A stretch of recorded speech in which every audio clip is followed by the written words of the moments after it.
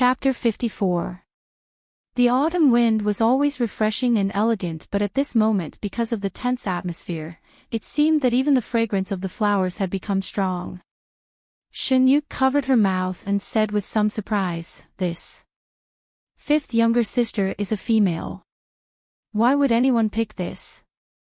"Correct." Chen Rochio also said worriedly, "Fifth mother, do not force yourself. Even though eldest Bo is a general, you do not know these." Chen Rochio's words were very clever. She said that Shin Axayan was a general, but as a daughter, Shin Miao did not know how to shoot. It was fine if she was not proficient in martial arts, but because females did not like to wield swords and spears, this reason was also reasonable. But not proficient in martial arts and not proficient in literature, this was really bad. But everyone knew that Shin Miao did not know anything about the four arts, and now she had to say that she was not proficient in martial arts, which meant that Shin Miao had no good points, and even Shin Xayan's household was belittled. "But the rules of this competition can't be changed," Chen Qing said with an anxious expression on her face. However, no matter how one listened to her tone, it was obvious that she was taking pleasure in other people's misfortune. Once you are chosen as an opponent, you will have to complete the competition regardless of which category you belong to. But everyone would pick outstanding people to compete with. Could it be that fifth younger sister still have a trick up her sleeves? Otherwise, why would Kai Lin pick you? Her words were somewhat ear-piercing. But Rin Wanyun did not stop her and only smiled. "Eldest sister, what nonsense are you talking about? How would fifth mother know how to wield swords and spears? Fifth mother, if you do not want to go on stage to compete, second Shin will personally speak to the examiners. You are still young, and on account of eldest Bo's face, they will not make things difficult for you." Even though Rin Wanyun's words sounded as if she was helping her out of trouble, but upon careful thought, it was not the case. After all, no one had made an exception on the academy examination stage for many years. Now that Shin Miao had set a precedent, one could not predict how the commoners of the Ding capital would talk about it.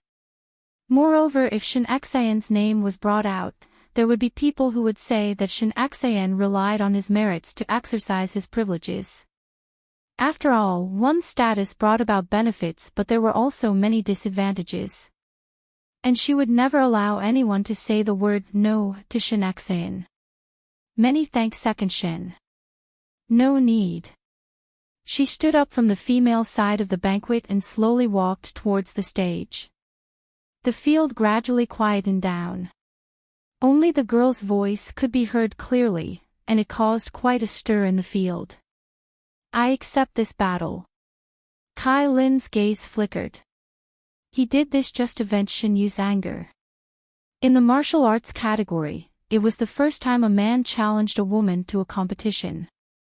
But he was used to being a scoundrel, and it was nothing more than being lectured by his own parents when he returned. But thinking of being able to vent Shin Yu's anger, Kai Lin was happy from the bottom of his heart. He thought that if Shin Miao did not dare to accept this challenge, he would ruthlessly ridicule Shin Miao. Unexpectedly, Shin Miao actually accepted the challenge. Not only that, but she also welcomed it calmly. Kai Lin had a strange feeling as he watched the purple-robed figure slowly walk onto the stage. It was as if she was not afraid at all. But how was this possible? Whether Shin Miao knew archery or not, he was clearer than anyone else. Those who had never practiced martial arts naturally knew nothing about it. Shin Miao might not even know how to hold the bow. Facing something that she was not good at and had never tried before, no one would not panic. She was actually able to act to such an extent. Kai Lin was deep in thought when he suddenly felt a gaze looking at him. He turned his head and met with Shin Yu's gaze from the female side of the banquet. When Shin Yu saw him looking over, she became shy and lowered her head. Kai Lin's heart swayed from the gaze. Every young man had a dream of being a hero saving a beauty. Now in Kai Lin's eyes, he was the hero that stood up for the beauty, and as for Shin Miao, she was the vicious and ugly villain. Chapter 55. No matter if she accepted the challenge or not, he would definitely make Shen Miao lose her face and put her in a sorry state under everyone's eyes. He wanted her to not dare to run rampant in front of Shen Yu. Generally speaking, the challenge segment was set by the challenger and one would challenge in whatever way one wanted and the one who was challenged could only accept the challenge. Because no one knew what would happen next, this round of the year was always the most attractive. Shen Miao walked up to the stage. The academy examiner who was the lead actor was also in a difficult position. Shen Miao was after all a delicate young lady and it was acceptable for a female to challenge a male in the literary category but it had to be a military category. One feared that Kai Lin deliberately wanted her to make a fool of herself. Today's show is very good. Prince Zhou clapped his hands and seemed to be very interested. One fear that the reputation of the first household of the Shen family will fall by 1,000 feet. Prince Jing shook his head and sighed. General Shen gained a good reputation from the battlefield but this daughter is not living up to expectations. He thought in his heart that not only was she not living up to expectations, she was really stupid. Today it was clear that it was wrong for her to accept the challenge or not. Now with such an attitude, it would be even more laughable later on. Kai Lin proudly curled his lips. This year I thought of an interesting rule. It is too boring to honestly compete in archery every year. This year's archery challenge, I will shoot against you.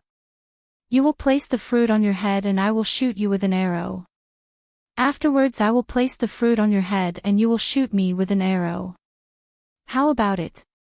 When those words were said, the entire audience was in an uproar. That academy examiner was also shocked. This was going to kill someone. Shen Miao was after all Shen Xian's daughter and if something really happened to her, who would be able to bear the responsibility when Shen Xian came back at the end of the year? He quickly said, Student Kai.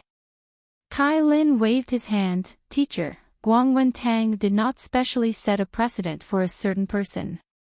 The previous rules were like this and whatever the challenger said would be the rules. Why? A dignified great general's daughter is also such a cowardly person. Shen Yu lowered her head and covered her curled-up lips.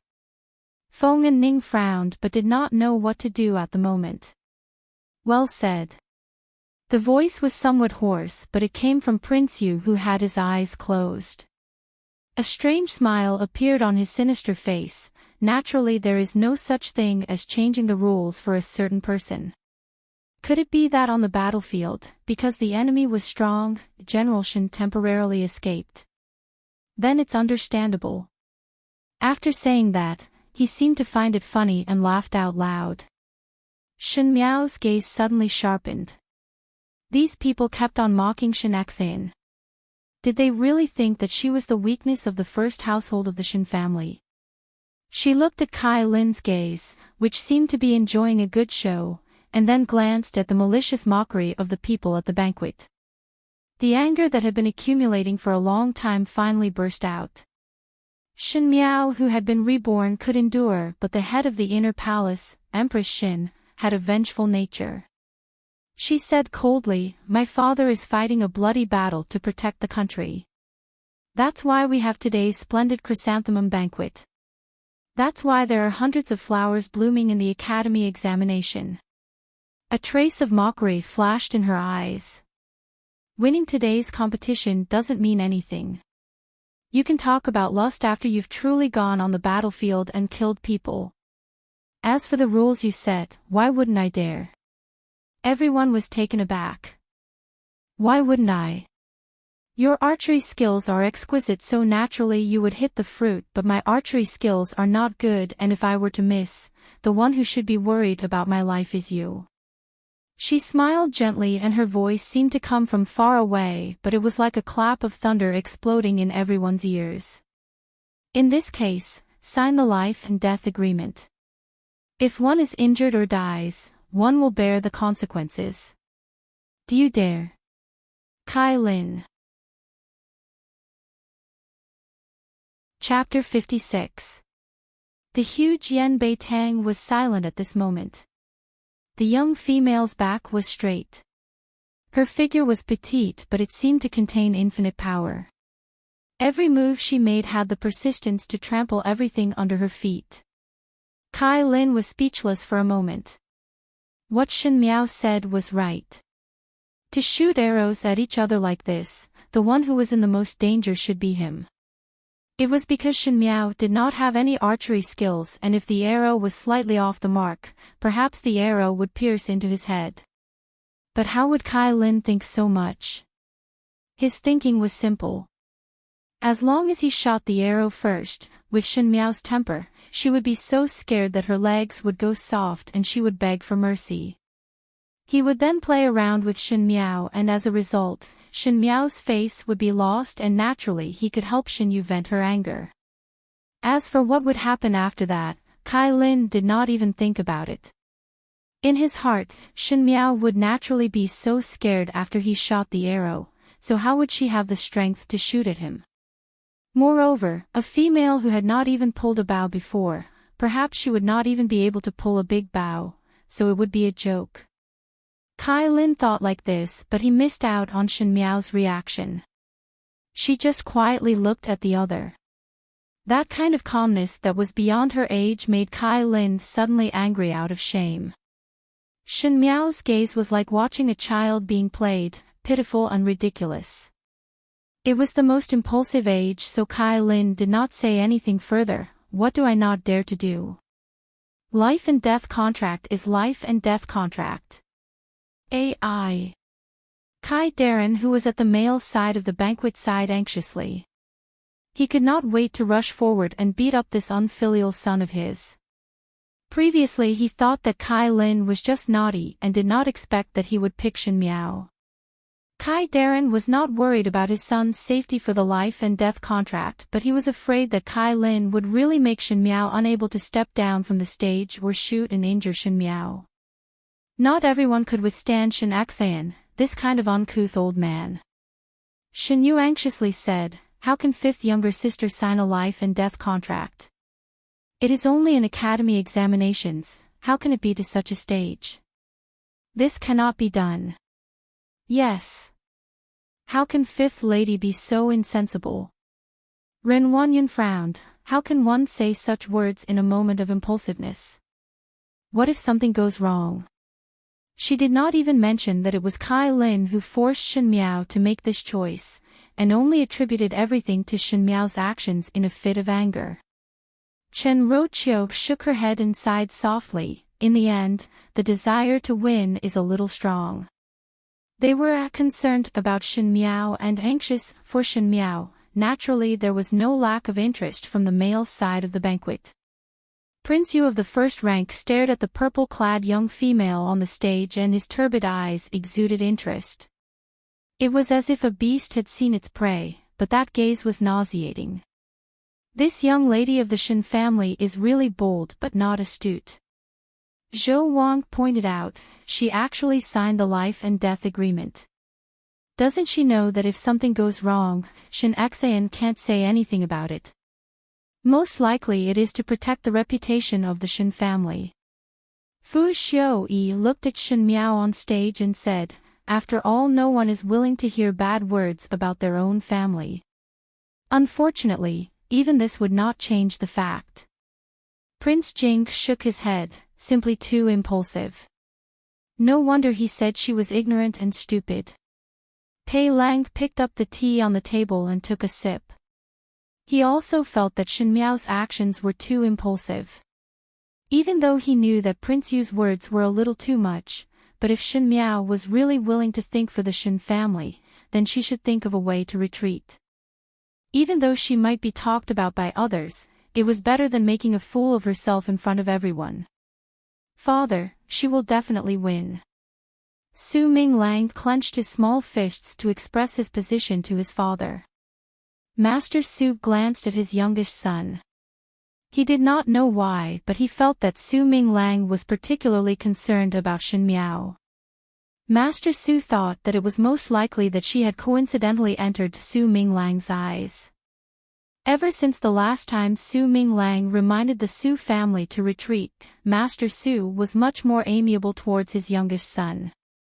Now that he did not want to dampen his youngest son's interest, he vaguely followed his words. Correct. She will definitely win. Chapter 57. Su Ming Feng did not know about Su Ming Lang's and Master Su's attitude. If he knew, he would definitely scoff because at this moment he was sitting in the pavilion and looking at the academy examination stage. He could not help but say, the young lady of the Shen family is really courageous to even set up a life and death agreement. Could it be that she thought that it was a military competition when General Shen talked to her about matters in the military camp? This is too simple-minded. Su Ming Feng had never concealed his words to his good friend, but today he did not hear his most picky good friend chiming in and could not help but look back at the other party. The young man in purple held the begonia in his hand and tilted his head to the side, deep in thought. The sun was just right, and the breeze caused the tassel on his dagger to sway slightly. His eyes were handsome and heroic, and the way he was deep in thought made people feel that he was a peerless gentleman. Third Xia, what are you thinking about? Su Ming Feng could not help but ask. Xie Jingxing kept the begonia in his bosom and suddenly stood up with a smile. Interesting. How about we make a bet? What bet? Just bet. Xie Jingxing pointed to the stage and had an indescribable romantic smile. Who will win? Naturally it is Kai Lin. Su Ming Feng frowned. Could it be that you think there are other candidates? I bet that Shen Miao will win, he said. Preparations had already started on the stage. Today's martial category archery was enough to raise the attention of everyone present. How was this an academy examination challenge? It was clearly a gamble of life. Guangwen Tang really let someone write a life and death agreement, and the blood-colored words were exceptionally eye-catching on the snow-white cloth. Shen Miao picked up the brush and wrote her name. She wrote it very naturally, as if she did not put this heavy thing in her eyes. That was natural. She had written her name countless of times. When she wrote the surrender letter to the Xiongnu for Fu Xiu Yi, when she volunteered to be the hostage of the Qin country, when Wan Yu was married, when the crown prince was deposed. Shen Miao, these two words represented blood and tears.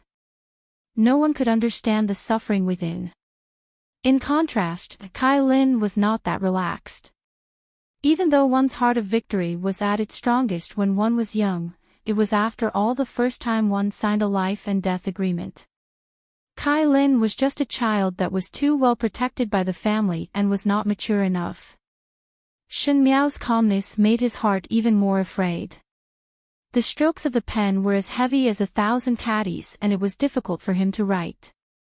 His name was crooked and formed a sharp contrast with Shen Miao's name. After he finished writing, he could not help but ask, Shen Miao, are you not afraid that I will miss in the first round? If I was afraid that you would hit me in the second round, I could have hurt you in the first round. Just as Shen Miao was about to take the fruits, she turned around and stared at Kai Lin. Gentleman Kai thinks so. But I don't agree. She said, everyone knows that young Master Kai's archery is outstanding. If he missed, it couldn't have been a mistake. He must have done it on purpose. Young Master Kai wanted to kill me on purpose, but I didn't. Everyone knows that I don't know anything about this, so it's reasonable that I missed. Kai Lin was stunned, and then he was dumbstruck. A deep sense of powerlessness surged into his heart. Yes, it was intentional for him to miss, but it was natural for Shen Miao to miss. He couldn't even miss, because, if that happened, everyone would be able to tell that he did it on purpose. He put Shen Miao in a dilemma and Shen Miao immediately returned the favor.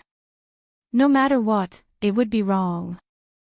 In order for Gentleman Kai to avoid being shot by me in the second round, naturally you can kill me in one go in the first round. The life and death agreement has been signed, so even if you kill me, it would only be the result of the competition. Other than the spit of the world, you would not have to bear any responsibility. I am right here. Do you dare to kill? Chapter 58. I am right here. Do you dare to kill? Kai Lin stared at the young female in front of him as if it was the first time they met, and his eyes were filled with disbelief.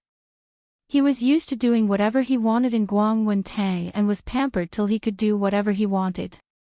As for Shen Miao, he only wanted to teach her a lesson today.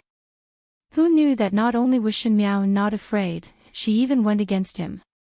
To actually say such words at this moment, it seemed that he was the one at a disadvantage. Did Kai Lin dare? Not to mention if he had the guts, even if he dared, could he do it? The young master of the Kai family could do things on a spur of the moment, but what about the Kai family? If Shen Miao was really killed by him today, not to mention a life for a life, it was possible for Shen Xian to behead the entire Kai family and personally beg for forgiveness. Moreover, he did not dare. He only knew how to talk glibly and had never been on the battlefield before, not even being stained with blood. Even though his archery skills were very good, but he only shot at fruits or animals and not people. But how could he shrink back now? Shen Miao was a female and was not afraid, so if he, a male, were to shrink back, one feared that he would not have the face to leave the residence tomorrow. Thinking of this, Kai Lin arrogantly said, "Whatever you say, we'll see what you've got on the shooting range. You speak happily now, but who knows if you would be scared witless later." His words were extremely rude, and one did not know if he was trying to cover up his panic. The calmer Shen Miao was, the more uneasy he was. After all, he wanted to see the other party's flustered look, as if only that could calm his guilty conscience. Thus he only hoped that his words would make Shen Miao feel embarrassed. If it was a normal female, when a male spoke to her in such a ruthless manner, she would naturally feel ashamed and act coy or even cry. But when Shen Miao heard it, she only glanced at him faintly, and her heart was as still as water, making Kai Lin feel that everything was just him messing around. He was somewhat stunned and suspected that he had made a mistake today. Why would he feel guilty when facing Shen Miao, this idiot? Shen Miao had already gone to the examiner to take the fruits. That fruit was about the size of an adult male's fist, and it was square at the bottom and round at the top. Shen Miao stood at the most eastern side of the stage and placed the fruit on top of her head. The arena gradually became noisy. At this moment, she must be pretending to be calm, but in reality, she is scared out of her wits. Yi Peilon smiled and said, "I really can't wait to see her scared to tears." Since the Ming Chi Academy examinations, there has never been a female who was challenged by a male in terms of martial arts. Jiang Shaoxian raised her little finger and tilted her head. This Shen Miao can be considered as the first time. It's just that it's scary to be humiliated in front of so many people. Why is Fifth Lady still standing there? What if it misses the young master of the Kai family? Ren Wanyun said. Her heart was in a difficult position. If anything happened to Shen Miao, no matter how well Shen Xian treated the Shen family, he would not spare her. What is Second Saw worried about? Chen Roqiu said lightly, "After all, it is just children playing around." The young master of the Kai family wasn't a child who didn't know anything. As long as Wunyang admits defeat and begs for mercy, I naturally won't make things difficult for her. I just hope that Wunyang won't fight on impulse. She described this kind of life and death matter as children playing around. After all, Ren Wanyun was the one in charge of the family, and if anything happened, Ren Wanyun would be the one to bear the responsibility. But her words had hit the bottom of Ren Wanyun's heart. It was all because Shen Miao wanted to fight on impulse. If Shen Miao properly begged for mercy and said some soft words to Kai Lin, naturally she would not end up in this situation. "Don't worry," Chen Roqiu said, "I think that gentleman of the Kai family only wanted to scare Fifth Lady. In this kind of academy examinations, Everyone is fighting for poise, so it is impossible to stop now. Mother need not worry. Shen Qing also said to Ren Wanyun, Kai Lin's marksmanship is very good. No matter what, he would not miss. Shen Qing was still thinking that Shen Miao was blocking her dream of becoming a prince's consort, and now she could not wait for Shen Miao to lose all her face. One heard that some people would pee and poop when they were so shocked. One did not know what would happen to Shen Miao. If Kai Lin really missed, it would not be bad to ruin her face. Shen Qing thought. Shen Yu did not think as far as Shen Qing.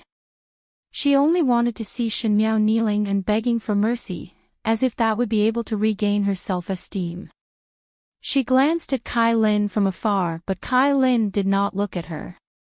Kai Lin held the longbow in his hands as he faced Shen Miao, who was 3 zhang away with cold sweat dripping down his forehead. Shen Miao stood there quietly as the wind blew up the corner of her wide cloak. As her purple clothes fluttered, her brows and eyes were similar, but that kind of dignified bearing, as if she had experienced a great storm, and calmness gilded her entire person with a layer of dazzling brilliance. Kai Lin slowly pulled the bow. He thought, as long as Shen Miao begged for mercy, as long as she shed a tear and said a few words, he would be able to take the opportunity to humiliate her, and there would be no need to be in such a dilemma. Unfortunately, his wish ultimately fell through. Shen Miao's expression was calm, as if she did not put him in her eyes. Shen Yu frowned. Why did the scene of Shen Miao crying and begging for mercy not appear? Why did Shen Miao look calmer than Kai Lin? There were already quite a number of people who discovered this point, and their impression of the original idiot was quietly changing. Not every young lady could stand in front of a person with a bow and arrow, and if one were to say that she inherited Shen Xian's composure in front of the enemy, it could only be said that a tiger father would not have a dog daughter. Kai Lin's hands started to tremble. Usually it was an easy matter for him to shoot the fruit from 3 zhang away, but today it was exceptionally difficult. That distance seemed to be very far. And Shen Miao's words lingered in his ears, I am here. Do you dare to kill? Did he dare? Did he dare? Did he dare? With a xiao sound, the arrow fiercely streaked across. But it only swayed in midair before falling down. It did not even reach the corner of Shen Miao's clothes, as if there was not enough strength, much less shoot the fruit. The audience burst into laughter. There was even a classmate who teased, Kai Lin, could it be that you have tender and protective feelings for the fairer sex? Normally one could shoot from 10 zhang, but today one cannot even shoot from 3 zhang. He wiped the sweat on his forehead and immediately started to shoot. The second arrow was shot at Shen Miao's feet. The third arrow brushed past Shen Miao's hair and knocked down the fruit on Shen Miao's head. Shen Miao's hair was scattered and a head of black hair flowed down to her shoulders. However, even when the arrow narrowly brushed past her cheeks, her expression did not change at all. Black hair, purple clothes, the young female's snow-white skin and beautiful appearance stood straight in the wind. Kai Lin's hands softened and the bow and arrows fell to the ground. The audience was silent. Even a fool could see that the person who was afraid was not Shen Miao but Kai Lin. I am here. Do you dare to kill me? Do not dare. I dare. She smiled faintly, and a tinge of cruelty appeared in her eyes that were like those of a cub's. Coupled with her face that was still somewhat innocent, there was a strange sort of beauty to it. Now, it is my turn. Chapter 59. It is my turn. The 3 words were said lightly by Shen Miao, but there was an inexplicable chill in them. It was as if the voice came from the 9 heavens and smashed in front of Kai Lin. The cold sweat on Kai Lin's forehead slid down his face as he stared blankly at Shen Miao in front of him. Shen Miao took a few steps forward and bent down to pick up the longbow on the ground. Everyone present were watching her every move and their eyes were reluctant to turn away. This was really an unexpected scene. One thought that one would see Shen Miao fainting from fright or lose her composure, but she was completely fine. It was Kai Lin who was drenched in cold sweat, and none of the 3 arrows were heavy. After a short silence, the audience below the stage started to discuss. Indeed, a tiger father does not beget a dog daughter. This young lady of the Shen family has such guts. The person who spoke had a good relationship with Shen Xian and initially had some doubts when he heard that Shen Miao was an idiot, but after seeing it today, he thought that those words were just rumors. With this kind of courage and boldness, how would one be an idiot? It was obvious that there was someone who deliberately did it to smear the young lady's reputation. Indeed, not bad. You see, just now she did not even blink, and if the arrow was slightly off, it would have scratched her cheek. This young lady really has the air of a great general. Even if it was us, we would most likely jump in shock. Why don't you see which family she comes from? Can General Shen's young lady be bad? It seems that those words were just rumors and cannot be trusted. No wonder one would deliberately smear her name. The tallest tree in the forest would be destroyed by the wind. To be so outstanding at such a young age, it is no wonder that others would be jealous. Most of the people in the official circles had a good attitude toward Shen Xian. After all, there were many interlinked interests. Moreover, they were always working in the court and were not as meticulous as the women in the inner courtyard, thus they looked at things differently. In the past it was Shen Miao who was young, but now that she was older, naturally she would display her outstanding qualities. Prince Shou and Prince Jing looked at one another before Prince Jing shook his head and sighed. It seems that both of us are wrong. She is really a bold person. Number 9 is regretting it now. Prince Shou smiled as he looked at Fu Xiu-yi. How could one reject such an extraordinary female? One would not have such a change in one night. It is either that this 5th Shen young lady met an expert or she was deliberately pretending to be a fool. No matter which one it is, number 9, you are at a disadvantage. Prince Jing said. Fu Xiu-yi smiled and said, a fair and graceful lady. Unfortunately, you are not someone I like. Regret? Fu Xiu-yi did not feel that it was just that Shen Miao's calm look was somewhat dazzling in his eyes. He also didn't believe that a person could change into a completely different person overnight. Could it be that he had been pretending to be a fool all along? But why did he pretend to be a fool? Could it be that he did it on purpose to make him dislike him? Pei Lang put down the teacup that he was holding. He did not know why, but just now he was worried for Shen Miao. Unexpectedly, she managed to stabilize herself. Not only did she stabilize herself, but she also scared Kai Lin so much that he couldn't even pull a normal arrow properly. Shen Miao was so powerful. Indeed, a wonderful person. Prince Yu smiled satisfactorily and stared at Shen Miao's figure. Do not know. What does it taste like? Pei Lang frowned. Prince Yu's words most likely meant that he was thinking of something dirty and shameful. Unfortunately, his words carried little weight and he could not do anything. You have lost. In the pavilion, Xie Jingxing was leaning against the window as he said in a calm and composed manner. It was actually this kind of result. Su Mingfang's eyes almost popped out. He looked at Xie Jingxing and then looked at the distant stage before asking, did you already know about it? One must be willing to bet and be willing to lose. Xie Jingxing stood up and patted the dust off his body. Chapter 60. All right, I admit defeat. What is the punishment? Su Mingfeng answered straightforwardly.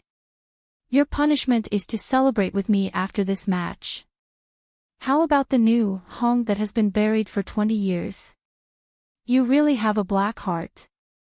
Su Mingfeng scolded and immediately realized something and asked doubtfully, but why celebrate? Is there anything to be happy about? Not now, but there will be soon. Xie Jingxing raised his eyebrows. It's something worth being happy about. On the stage, Shen Miao handed the fruit to Kai Lin. Kai Lin's hands trembled as he received the fruits and asked, Shen Miao, have you learned archery before? Never. Shen Miao smiled as she looked at him. Today is my first time touching a bow, but since I am able to shoot 3 arrows, even if I do not understand the first one, there is still the next one. I will eventually learn it. Kai Lin shuddered and looked at Shen Miao incredulously. Are you talking nonsense? Just now Shen Miao's expression was calm and unhurried, as if she often did this kind of thing with others.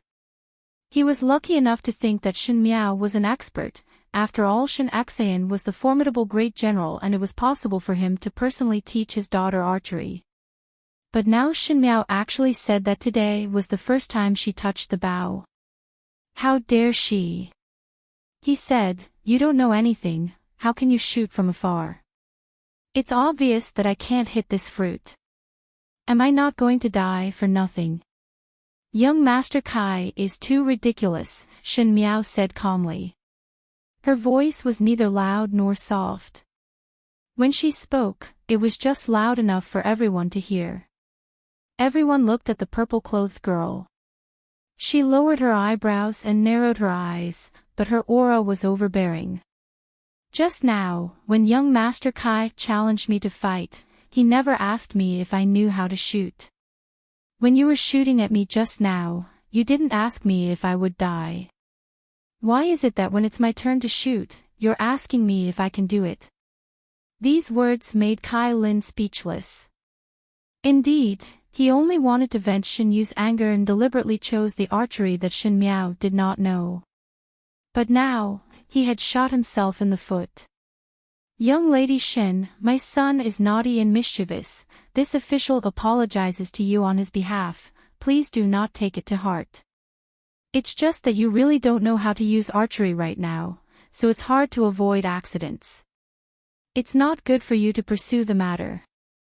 Lord Kai finally couldn't bear it any longer and suddenly opened his mouth under the gaze of his wife. As soon as the words left his mouth, his face turned red. However, there was nothing he could do. Although it was embarrassing, it was better than losing his son's life. He even used this official to threaten Shen Miao.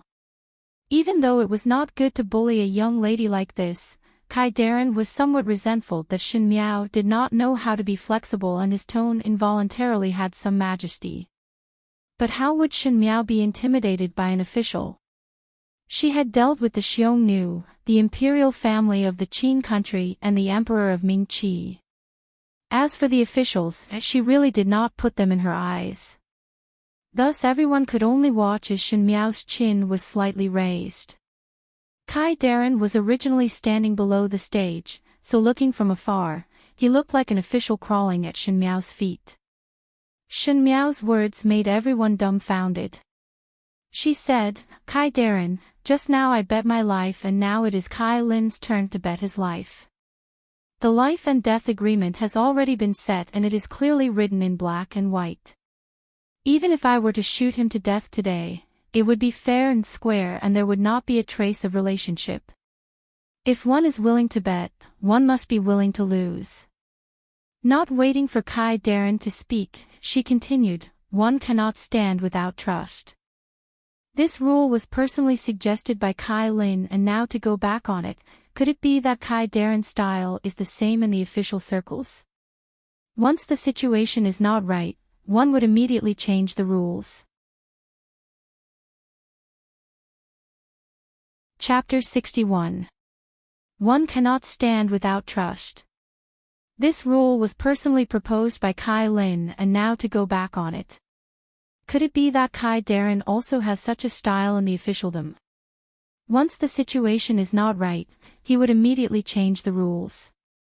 Previously Kai Lin said, Guangwen Tang did not specially set a precedent for someone.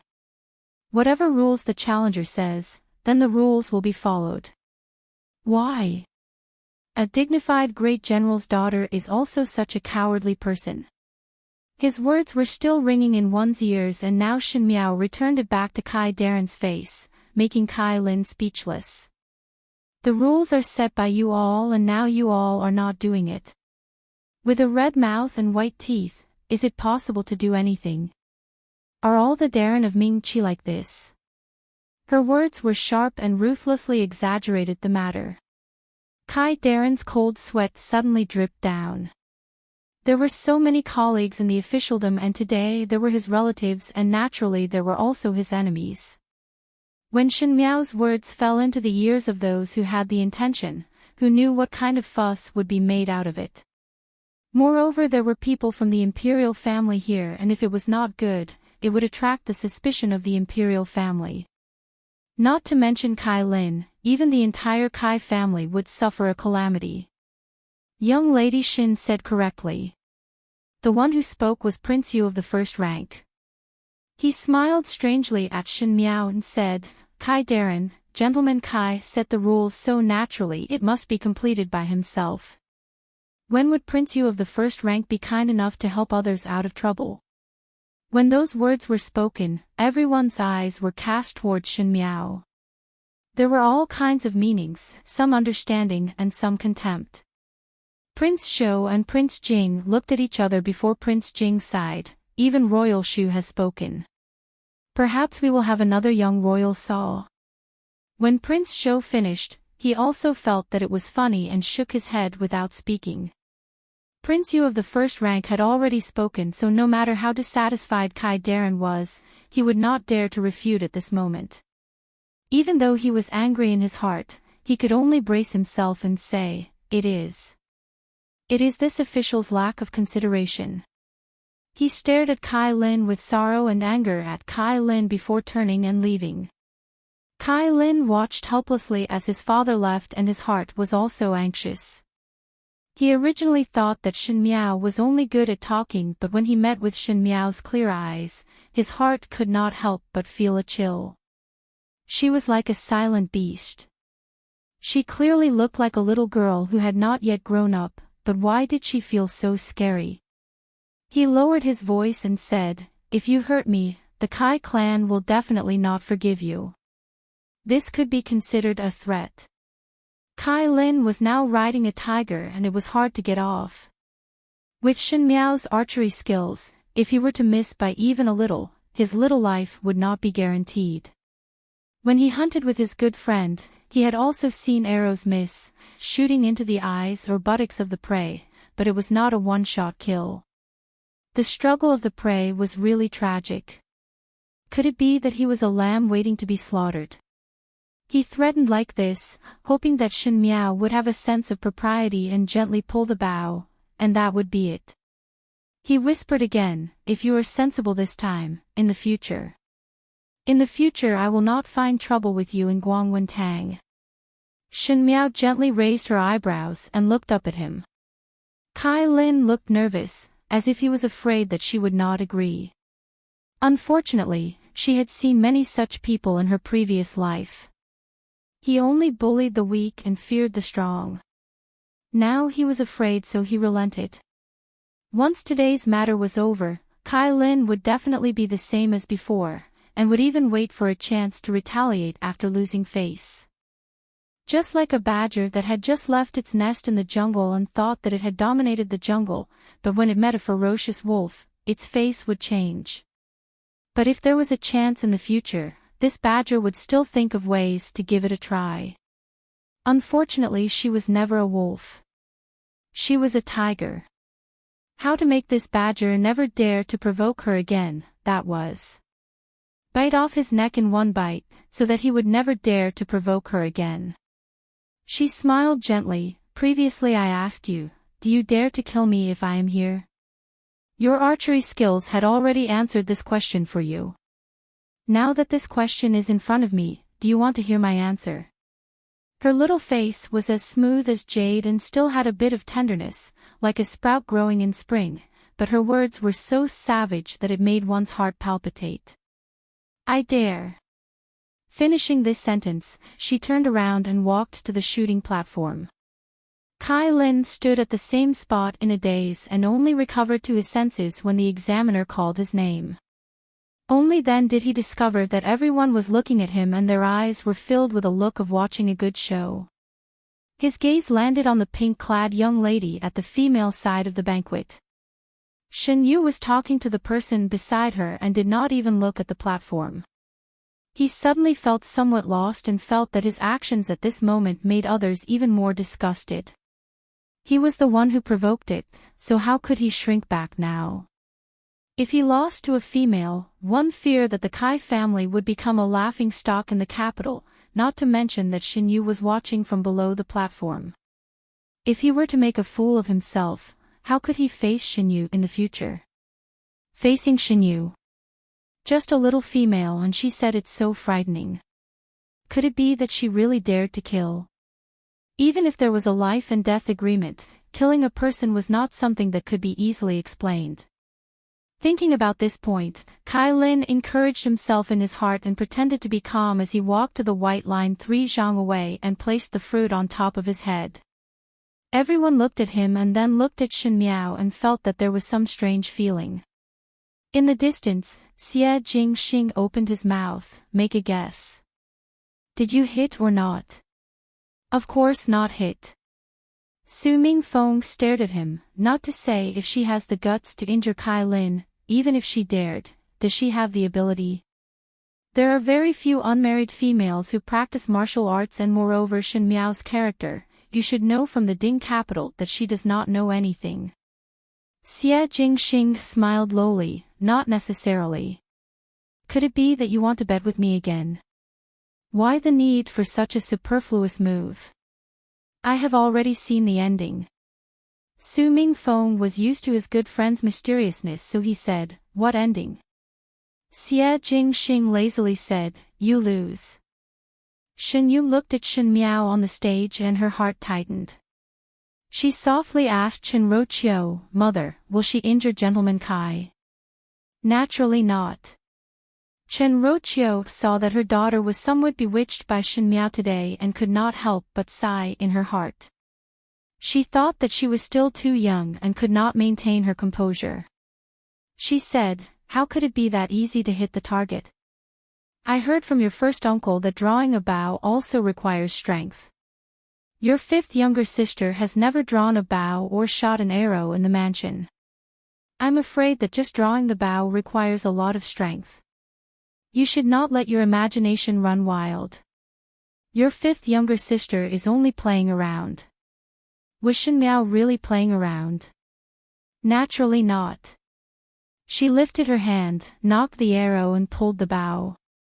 Her actions were so smooth that it was as if she had practiced it thousands of times. There was no delicately holding hands, nor was there any hesitation as if she did not know what to do. The actions were so neat that one would not doubt that she was a skilled archer.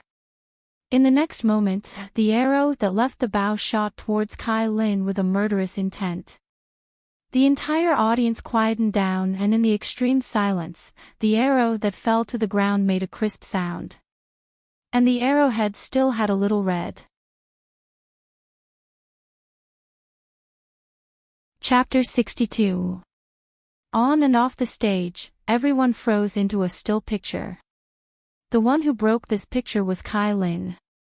He reached out and touched his left cheek where the arrow had just grazed past, and there was a little red blood stain. Everyone was stunned. Shen Miao actually dared to shoot. She did not stop the arrow midway and also did not deliberately shoot to the side. She was neither near nor far from the Chao Guizi, but it just brushed past Kai Lin's cheek. Kai Lin shouted loudly, Shen Miao, what are you doing? Before he finished speaking, the second arrow had already swept over with a strong gust of wind. It brushed past his right cheek, and Kai Lin immediately felt a burning pain on his right cheek.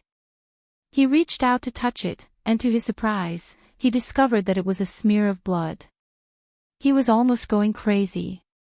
Staring at Shen Miao in disbelief, Kai Darren also wanted to stop, but Prince Yu of the first rank was still sitting in front and he dared not move. Ren Wanyun suddenly stood up, is 5th lady crazy? How dare she really injure the young master of the Kai family? Your residence's fifth young lady is really powerful. Yi Furen pretended to be surprised. How would an ordinary female have such courage? To injure the young master of the Kai family, in the future would not both masters have a few more colleagues in court who do not have good relations with each other? These words were said in Ren Wanyun's and Chen Rochio's hearts. Previously they only thought that Shen Miao would make a fool of herself, but who knew that not only did Shen Miao not make a fool of herself, she even injured Kai Lin. If the Kai family were to denounce the Shen residence because of this, the Kai family would walk the path of civil officials and offend the Kai family. How would Shen Gui and Shen Wan, the two brothers, end up well? Thinking of this, Ren Wanyun was extremely anxious and could not wait to bring Shen Miao to the Kai family to apologize. Just as she was about to shout out to stop Shen Miao's actions, Chen Rochio held her hands down. Younger sister, what are you doing? Ren Wanyun said unhappily, are you going to watch fifth lady get into trouble? Later when master asks, who would be able to shoulder this responsibility? Chen Rochio simply wanted to worship this second sister-in-law. She was born more noble than Ren Wanyun and boasted that she was from a scholarly family. She was most disdainful of such worldly actions and naturally looked down on Ren Wanyun's idea of not being able to enter the elegant hall. She said, second Saw's thinking is not wrong, but just now one also heard that even Prince Yu of the first rank also spoke. Otherwise why do you think Master Kai did not speak up till now and only watch his own son get injured? Even if second sister-in-law spoke, could she make the decision here? It's better to wait and see. If he asks, just treat it as a child's play. Don't tell me we're just going to watch. Ren Wanyun knew that what Chen Rochio said was reasonable, but she could not help but worry. What if fifth lady does not know the severity of her actions and cause a big disaster? The life and death contract is one thing, but the rumors in the Ding capital is another. What are you afraid of? Didn't you see fifth lady's attack just now? Chen Rochio smiled. She obviously knows how to draw the bow and is just deliberately giving the Kai family's brat face. This is a deliberate revenge. But she should also know how to act properly, otherwise it would not be as simple as a scratch on the cheek. Chen Rochio sighed. After all, one has offended others. Since that is the case, then let nature take its course. If fifth lady were to really be ruthless in her actions, one feared that in the future she would have to bear the reputation of being cruel and vicious. Every single word of their sister-in-law's words fell into the ears of the two sisters, Shen Qing and Shen Yu. They were still young and did not understand the matters of the officialdom, thus they only heard the last sentence. Shen Yu looked at Shen Miao, who was wearing a long gown with wide sleeves. Today she was calm and composed and was in the limelight, which was really annoying. She thought that it would be good if Shen Miao really shot Kai Lin to death. Then Shen Miao would be carrying a human life. Such a vicious person, who would dare to marry in the future and who would dare to get close to her? Now this kind of scratch was only powerful and not vicious.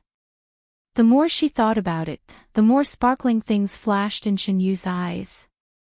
The safety of Kai Lin, who wholeheartedly wanted to make things difficult for Shen Miao, had long been thrown to the back of her mind, and even hoped that Kai Lin would use his own life to fulfill Shen Miao's notoriety. Even though the people below the stage were discussing, they did not dare to make a sound because of Prince Yu's face. Even the Kai family's husband and wife were burning with anxiety and could only watch their son standing on the stage to become an arrow target. Shen Miao, what exactly do you want? Even 2 arrows had grazed his cheeks and his entire face was burning with pain. Other than anger towards Shen Miao, Kai Lin also had a trace of fear. He suddenly discovered that there was nothing that Shen Miao did not dare to do. She was clearly a lunatic and dared to do anything. Separated by some distance, Shen Miao's voice was a little vague and could not be transmitted to the people below the stage, but it could be transmitted to Kai Lin's ears. Her voice was light as if it came from the clouds, making one not dare to look up. she said, to teach you a lesson. Shin Miao suddenly raised her voice, there is still one last arrow. Everyone in the audience stared at that arrow. Kai Lin's legs were about to go soft and he pinched himself hard so that he would not go soft. Because he saw that Shin Miao's arrow was aimed at his head. He was very afraid. It was a kind of fearless fear towards the Shin family. This kind of fear was so strong that it captured all of his attention at this moment. He wanted to escape from this academy examination stage, but Shin Miao's arrow was aimed at him, as if she could chase him to the ends of the earth. The young lady of the Shin family is just too strong. Even though the Darren at the male side of the banquet admired Shin Miao's calmness, they also felt sorry for her performance at the moment. One had to know that it was not a good thing for a female to be too strong. She was now biting Kai Lin and not letting go. It was nothing more than to retaliate against Kai Lin's provocation. But Kai Lin did not cause any harm to her, but Shin Miao had scratched Kai Lin's face. Even though males were not more delicate than males and it was not a big deal to leave a scar, but to leave it on the face. At the end it would not look good. This is like General Shin's daughter. There were also some who applauded Shin Miao. If one only knew to be bullied and did not fight back, General Shin would be so angry that he would be in a complete mess if he knew about it. But you see now that the arrow is aimed at Kai Lin's head. This is the intention to take Kai Lin's life. This is too vicious. Kai Lin's legs kept trembling and he looked at the purple-clad young female in the distance as if he was looking at an evil spirit. Her appearance was gentle and beautiful, her eyes were clear and even had a bit of innocence. But there was no hesitation in the movements of her hands. Shin Miao softly said, the third arrow. As soon as he loosened his grip, an arrow shot out from the bow. A sharp killing intent rushed towards Kai Lin's forehead, scaring him so much that he knelt down with a plop and let out a blood-curdling scream, help. Lin Kai Furin and Kai Darren exclaimed at the same time. The entire audience stood up and stretched their necks to look at the situation on the stage. Kai Lin collapsed on the ground, and the round fruit on the ground had been pierced through by the black arrow, completely pierced through. Chapter 63. In the silence, the appearance of the fruits was like a great irony, reflecting Kai Lin's scratched face, tears of fear and Shin Miao's indifferent posture. She kept her bow and bent over to pick up the fruits on the ground. She glanced at Kai Lin and suddenly smiled, you have lost. She had a tender look to begin with, and today, she appeared excessively calm from beginning to end, causing people to overlook her age. Now with a light smile, there was a bit of naivety. Everyone looked carefully and felt that the original dullness was not dullness. This young lady actually had bright eyes and a bit of grace and beauty. Kai Lin could not say a word. His face still had the bloodstains from the scratches that were not wiped clean, and as tears streamed down, the bloodstains were diluted. His entire face was red and disheveled. At this moment, he did not care about his face and only looked at Shin Miao with eyes full of fear. Shin Miao raised her eyebrows and seemed to finally know fear. It was good to be afraid. Kill the chicken to warn the monkey so that in the future these snakes, worms, rats and ants would know their place. The servants quickly helped Kai Lin, who was so scared that his legs went soft, off the stage. The examiner who was in charge of the academy examinations walked to Shin Miao's side and saw the fruits that were pierced by the arrows. He asked in surprise, Shin young lady had practiced archery before. Not only the aim must be good, the strength in pulling the bow must not be lax. Shin Miao was a delicate little girl but she was so skilled in pulling the arrow. Moreover, everyone could clearly see the last arrow. Kai Lin was so scared that he fell down and Shin Miao was able to shoot the fruit when Kai Lin could not move. This was something that was not surprising. Practiced. Shin Miao slightly tilted her head and fell into deep thoughts. That was the first year when she went to the Qin country as a hostage. No matter if it was the princes or princesses of the Qin country, they all loved to humiliate her.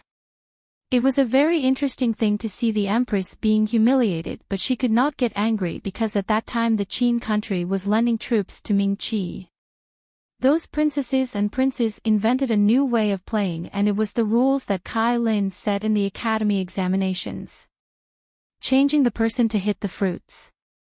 When she was the target, those Qin imperial family deliberately shot her hair messily, shot her clothes, and even occasionally accidentally shot her arms and neck. She could only grit her teeth and endure. At that time, every night, she would stay in her room and carefully set up a target. She practiced diligently, treating those targets as people who had hurt her. She practiced seriously and worked hard. Finally, she could hit the target every time. But in the daytime, when it was her turn to shoot an arrow, she would still deliberately miss it, or she would be too weak to draw the bow. No choice, one had to lower one's head under the eaves. She must return to Ming-Chi alive to see Wan Yu and Fu Ming. This kind of strenuous life lasted for an entire year. Today, when Kai Lin brought it up again, it suddenly brought her back to those humiliating days. In this life, she had nothing that could be used against her. Naturally, she could kill and shoot whenever she wanted. Otherwise, she would have to live a restrained life. Whoever provoked her, she would ruthlessly return the favor. If the Kai family dared to talk about Shen Xan, then they would shut their mouths. This was what she should do.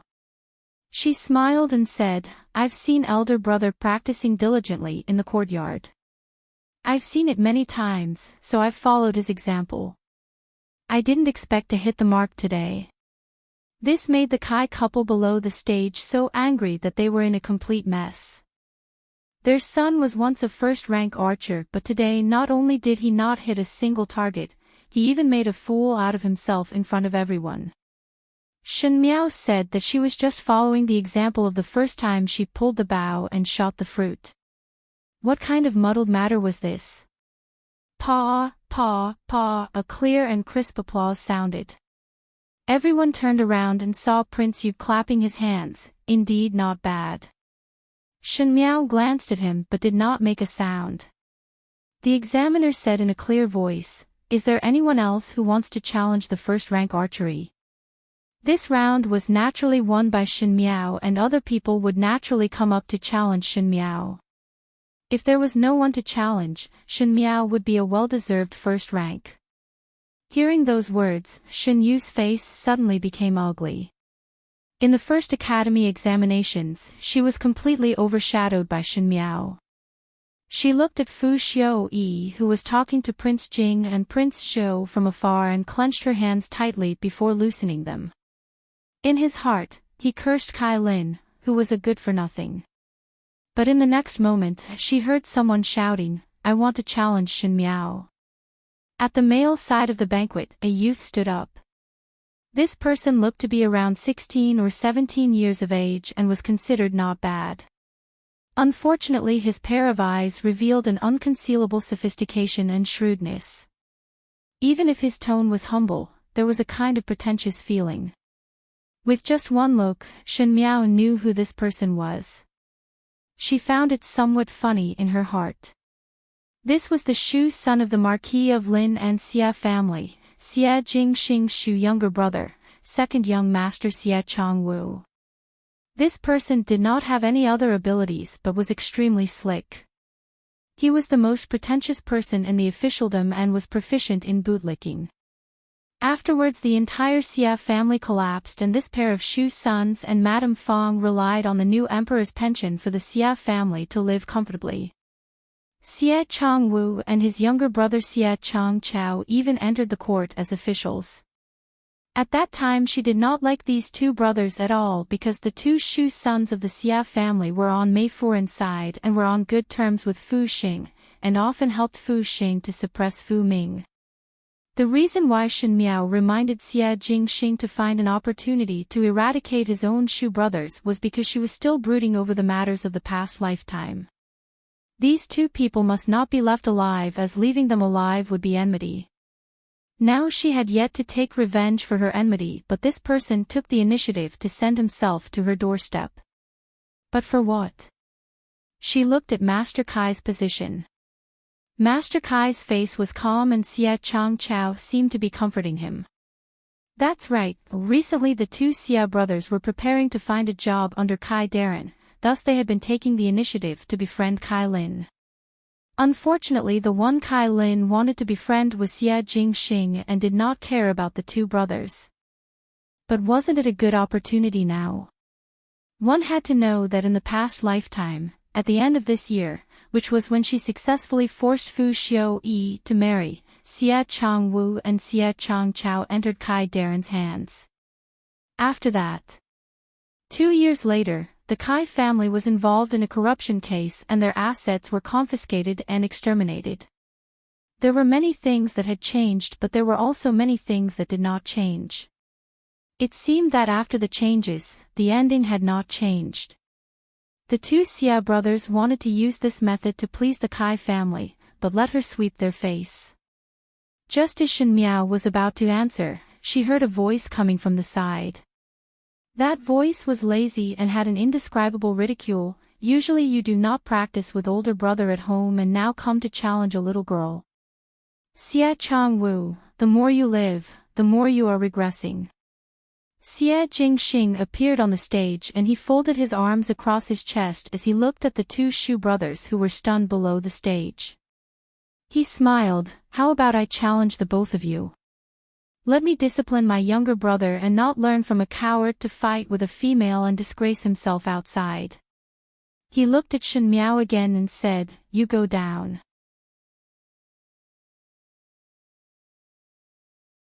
Chapter 64.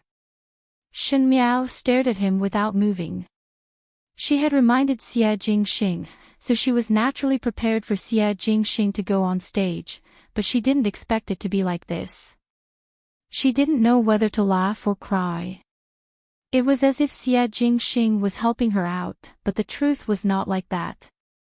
Xie Changwu did not expect that Xie Jingxing would suddenly rush out. Today, he only wanted to please the Kai family. He thought that since Shen Miao had already offended the Kai family, as long as he humiliated Shen Miao and taught her a lesson on behalf of the Kai family would naturally have a good impression of him. Even though it seemed that Shen Miao's archery was not bad, but there was a huge disparity in strength between a female and a male. Moreover, the reason why Kai Lin failed was because he had underestimated the enemy. But Xie Changwu was not a person who underestimated the enemy. If it was possible, he would even use some subtle tricks on the arrows. Anyway, Shen Miao was not a person who often practiced martial arts and would definitely not be able to see it. He had made such a good plan, but he never thought that his elder brother would kill him halfway. Not only were the two Xie brothers stunned, but the rest of the audience was also stunned. If the Marquis of Lin was here today, one feared that he would also be stunned on the spot. Xie Jingxing did not participate in the academy examinations every year, but even so, everyone knew that he was good in both civil and martial arts, especially in martial arts. Even though he did not compete, he had followed the army a few times and his performance made others look at him in a new light. If he was not in the limelight, it would be hard to avoid attracting the imperial family's fear. Xie Jingxing's reputation on the battlefield was no less than that of a veteran general.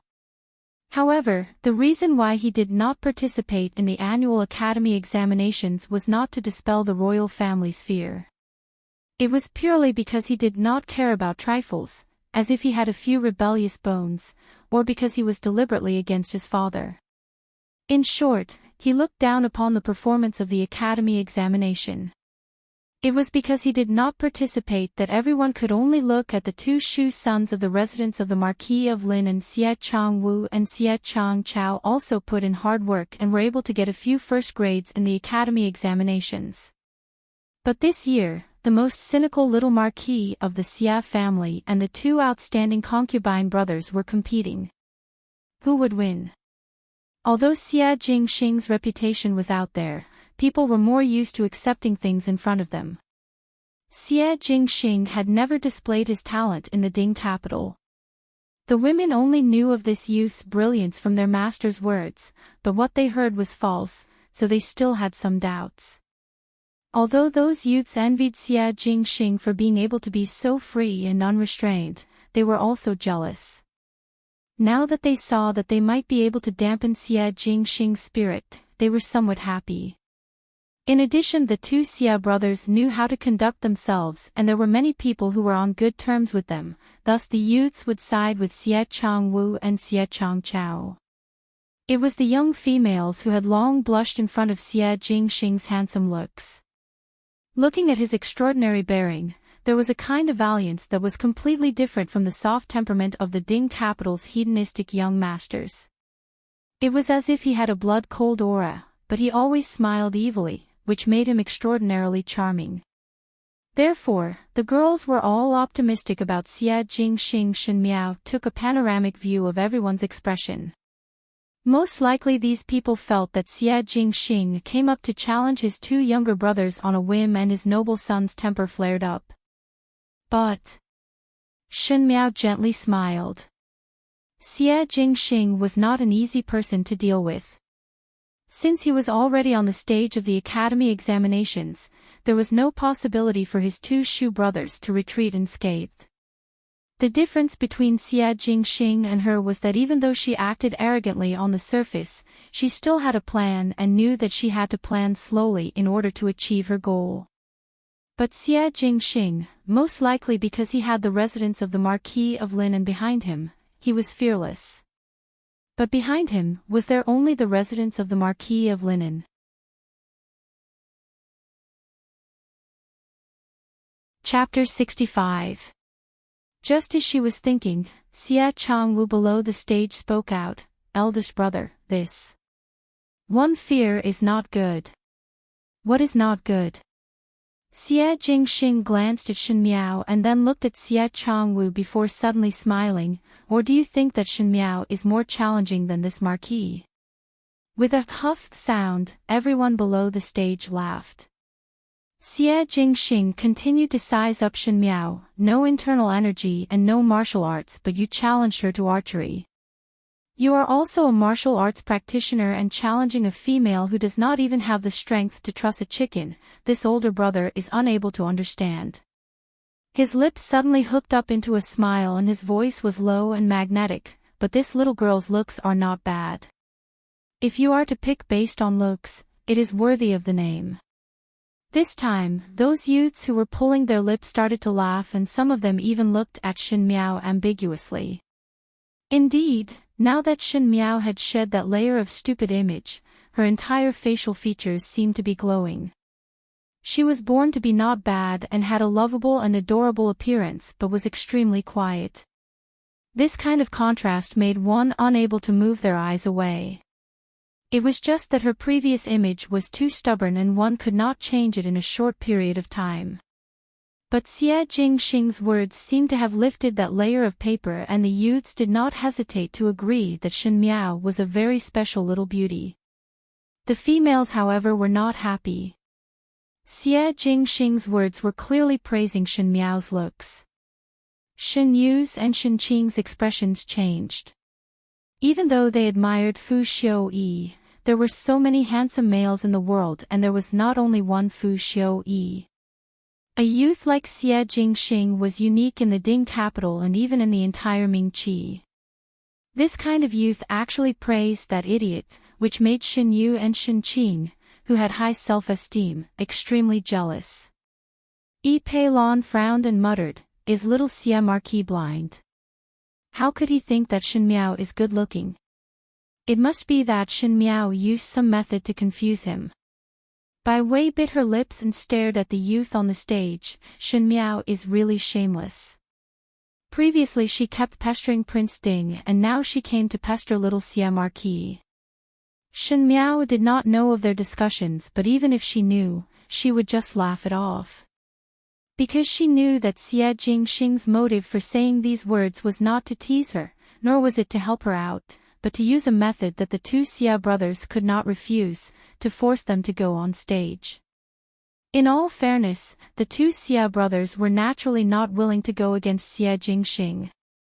Not mentioning the outcome, Xie Ding had always doted on the D sons, and if a Shu son and a D son were to challenge each other on the academy examination stage, what would Xie Ding think? He would only think that the brothers were not on good terms. The biased Xie Ding would definitely be unhappy with the two brothers. Therefore Xie Changwu and Xie Changchao would definitely think of ways to decline, but Xie Jingxing was a clever person and did not force them and directly goaded them. Yes, it was too strange that Xie Changwu was unwilling to challenge Xie Jingxing but wanted to challenge Shen Miao, who did not have the strength to fend off a chicken. His selfishness was clearly displayed in front of everyone. In order to dispel everyone's thoughts and to prove that he was not trying to climb up the Kai family, Xie Changwu could only go on stage himself and compete with Xie Jingxing. This was a helpless move, but after he agreed, his plan to use Shen Miao to climb up the Kai family would fall through and he would lose. He braced himself to get up. Since older brother has spoken, how can this younger brother not follow?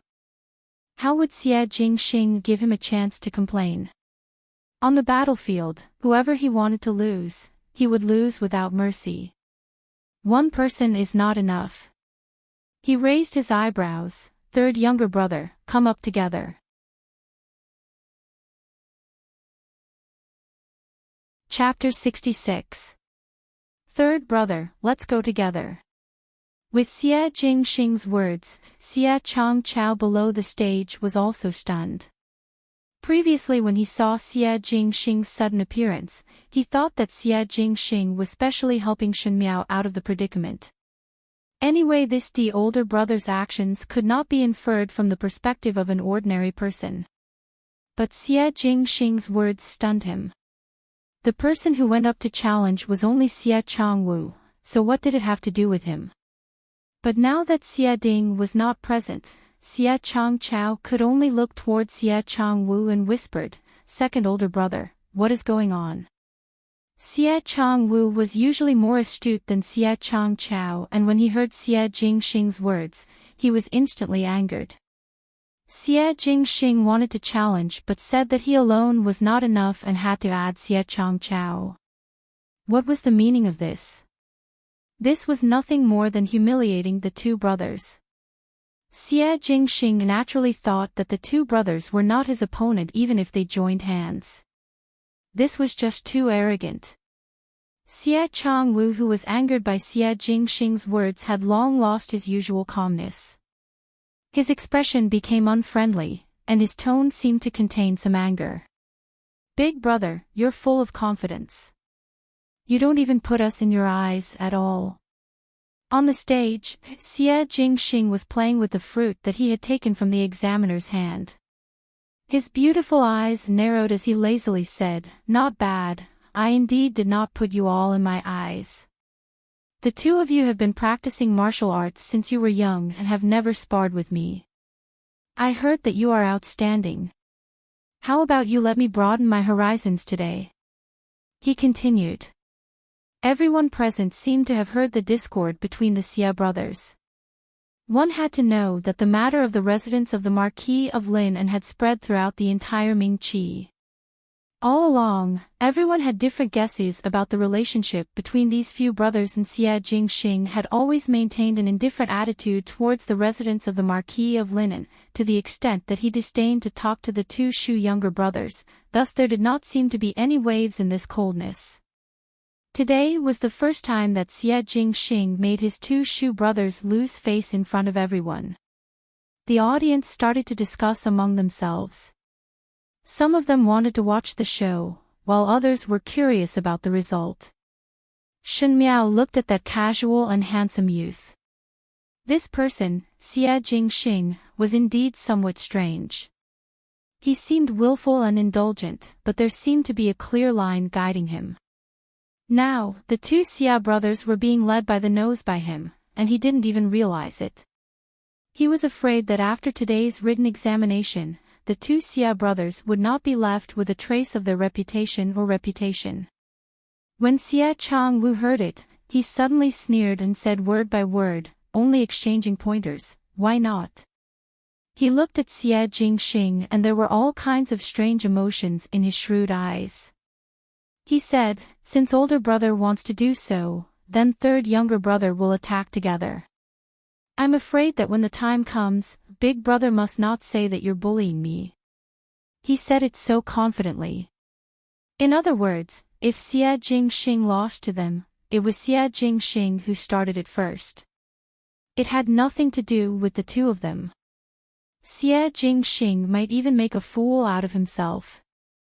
Xia Changchao was still somewhat hesitant, but when he saw Xia Changwu giving him a look, he immediately recovered and said, younger brothers will definitely accompany. The most interesting thing about the selection round of the academy examinations was that no matter what kind of people there were, no matter how many people there were, and no matter whether they were male or female, they were all free to choose. Thus Xia Jingxing's request was not in violation of anything. Xia Jingxing's lips hooked up into a smile, and that evil smile attracted a number of young females' gazes. He jokingly said, want to also set up a life and death agreement. Xia Changchao's and Xia Changwu's bodies stiffened and their faces became somewhat ugly. Xia Jingxing however lazily said, just joking. Between brothers, there is no need to fight to the death. Shen Miao's lips also gently hooked up. Xia Jingxing's words were really vicious. Since the two Xia brothers had already gone up the stage, there was nothing for her to do here. She tidied up her dress and went down the stage. At the female side of the banquet, Xin Yu and Xin Qing did not go up to talk, but it was Feng and Ning who quickly ran over. She said, your archery skills are actually this good. Could it be that you want a daughter to inherit your father's career? Shen Miao's heart slightly wavered. Now that the imperial family was eyeing the Shen family covetously, not to mention her, even her eldest brother's situation was extremely dangerous. In the beginning, eldest brother's life was ruined by a female, and now that the Shen family had not fallen apart, she would use her own methods to protect the Shen family. Just like on the stage just now, whoever dared not give the Shen family face, she would not hesitate to return it 100-fold. But among the three people on the stage, who do you think will win? Feng and Ning suddenly changed the topic and rambled on, even though the little marquis of the Xia family is famous, but we have not seen it with our own eyes. Perhaps the rumors are not credible. That Xia Changwu and Xia Changchao had obtained first rank last year. 2 against 1, no matter what, it would be the little marquis who would suffer a loss. Xia Jingxing would suffer a loss. Shen Miao laughed in her heart and gently shook her head. Xia Changwu, who was on the stage, also said, it is not easy for the two of us to judge against you alone, so we will pick a spear. This time, Shen Miao really laughed out loud. Xia Jingxing raised his eyebrows. Spear. Can. The examiner quickly found 3 fine horses. The high platform was extremely wide, and if it was controlled well, it could almost accommodate the horses galloping freely on it. 3 spears were also thrown into the hands of the 3 people. That Xia Changwu and Xia Changchao know how to use 2 spears. Feng and Ning exclaimed. Xia Chaosun and Xia Changwu had a tacit understanding and were able to combine 2 spears into one and then combine them into one. Using this method, every year they would obtain first rank in the spear examinations. Because of this, Xia Changwu picked this, most likely hoping to crush Xia Jingxing. But in fact, Shen Miao's eyes drooped. Others did not know, but she knew. In the memorials of the Ming Qi's imperial family, there was a memorial that recorded the Xia family's formation on the battlefield. Xia Jingxing was not simple because he could form a formation by himself. 1-line spirit snake formation, 1 spear, 1 horse and 1 person. There were only 3, but they were able to defeat the enemy. This kind of formation was only suitable for the opponent's high-ranking military officers, and Xie Jingxing had never lost before. How could the 2 Xie brothers contend against a country's high-ranking military officer? One feared that they would become a laughingstock today. The drummer hammered the drum heavily, and when the drum sounded, the written examination would begin. Xie Changwu and Xie Changchao looked at each other as the 2 horses galloped side by side. They had gone through rigorous training, and the steps of the horses were almost exactly the same. Drunken Spear's spear moves were also exactly the same. Looking from afar, it was as if one person had split into 2, which was somewhat scary. That purple-clad youth lazily raised his hand, and the black horse under him suddenly raised its hooves and galloped in the opposite direction. Everyone was in an uproar as they saw him holding the spear horizontally in front of him, and his clothes were like purple clouds and lightning. Like a storm, murderous aura instantly overflowed, and that handsome facial features made him look like a jade-faced Azura.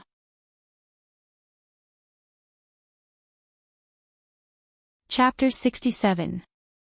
Normally, good-looking and fierce could not be mentioned in the same breath. Just like what those old people said, flowery but impractical moves, good-looking moves would definitely not be powerful, and the truly powerful moves would definitely be very fierce. However, Xie Jingxing was different. He was born handsome and romantic, but when he was crawling on the horse's back with the long spear in front of him, he was like a valiant god of war.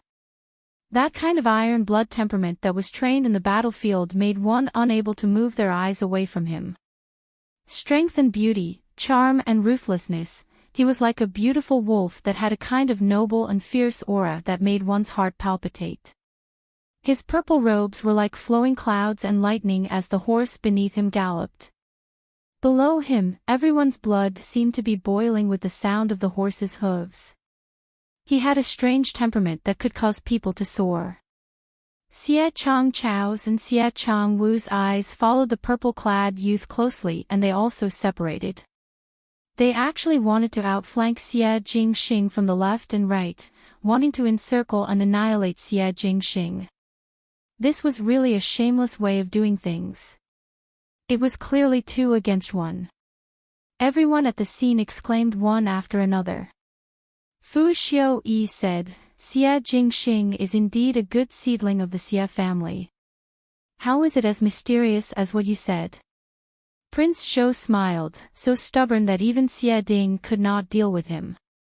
One fear that he is also a devil incarnate. Fu Xiuyi smiled but did not speak. Even though this Xie Jingxing looked stubborn, he was definitely not an easy person to deal with. In the face of absolute strength, schemes and plots were also helpless. The reason why Xie Jingxing put this kind of cynical attitude on the surface was because he had nothing to fear. And what made him fearless? Most likely it was self-confidence. It was different from Prince Shou's arrogance and was also different from Prince Jing's cautiousness. Fu Xiuyi's evaluation of a person had always been very comprehensive. Thus there were all kinds of people in his advisors. There were those who were talented and learned in broadcasting, and there were also those who looked very unremarkable, high-ranking officials whose families had fallen, and there were also those who were heinous criminals. Only using talent, character, bearing, or the attitude of handling matters were not important to him. Xie Jingxing was such a dazzling person, and one really wanted to keep him for one's own use. Unfortunately, he came from the residence of the Marquis of Linen. And the residence of the Marquis of Linen, after all, could not exist in the Ming Cheese rivers and mountains for too long. Putting down the regret in his heart, Fu Xiuyi continued to look up at the youth on the field. Xie Jingxing was being surrounded by the 2 Xie brothers but agilely dodged left and right. It was like a snake. No matter how airtight Xie Changwu and Xie Changchao's encirclement was, he would always be able to easily pass through. The 2 brothers originally cooperated perfectly with each other with their spears, but under Xie Jingxing's movements, it looked like it was riddled with holes. It was really very comical. Only when there was a contest would one be able to determine who was superior and who was inferior. In the process of fighting, who was superior and who was inferior was a fact that could be seen with a single glance. In front of Xie Jingxing, the two Xie brothers were unable to withstand a single blow. Heavens, Bai Wei covered her mouth and exclaimed, "Little Marquis Xie seems to be playing with the Xie brothers." That's right, in comparison. Yi Peilon also exclaimed, "The Xie brothers' rifles look like they are just for show." If the womenfolk could see the facts, how could the male side of the banquet not see it? Xie Jingxing was able to kill in one blow but was deliberately grinding Xie Changwu and Xie Changchao bit by bit. It was as if a lion had caught a rabbit but was not in a hurry to swallow it, but was playing with and torturing it. Little Marquis Xie is really an amazing person. Feng and Ning said, "The Xie brothers' rifles are the thing that they are most proud of, but in comparison, it is like the difference between clouds and mud.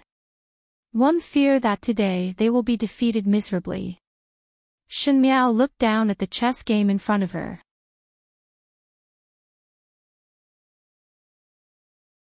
Chapter 68. Not at all. How could this be considered as a miserable defeat? This was just the beginning. She slowly placed the white pieces down and the two black pieces were swallowed in an instant. A small blank space appeared on the chessboard. On the stage, Xie Changwu and Xie Changchao were finally angered. They were like monkeys being played by Xie Jingxing for a long time and their hearts were angry and humiliated. Xie Jingxing was clearly deliberately making it difficult for the two brothers to get off the stage and knew how bad their performance was. Xie Changwu's heart suddenly gave birth to a murderous intent. He stared fiercely at the purple-clad youth in front of him. The youth on the horse was extraordinarily handsome and his smile was very eye-catching. From birth, he was the proud son of heaven of the residence of the Marquis of Linen. But even so, he was still dismissive of the residence of the Marquis of Linen.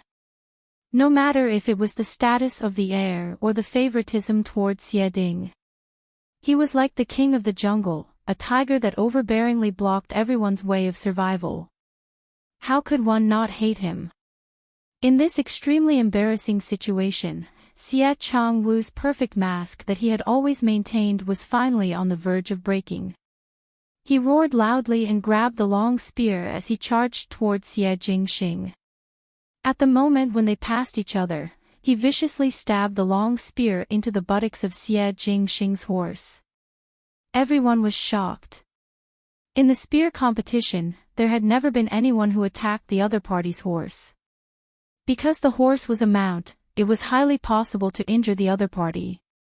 Falling from the back of a horse, it was common for one to rest for a month if it was light, while it would be heavy if one's arm or leg was broken or even one's neck was broken.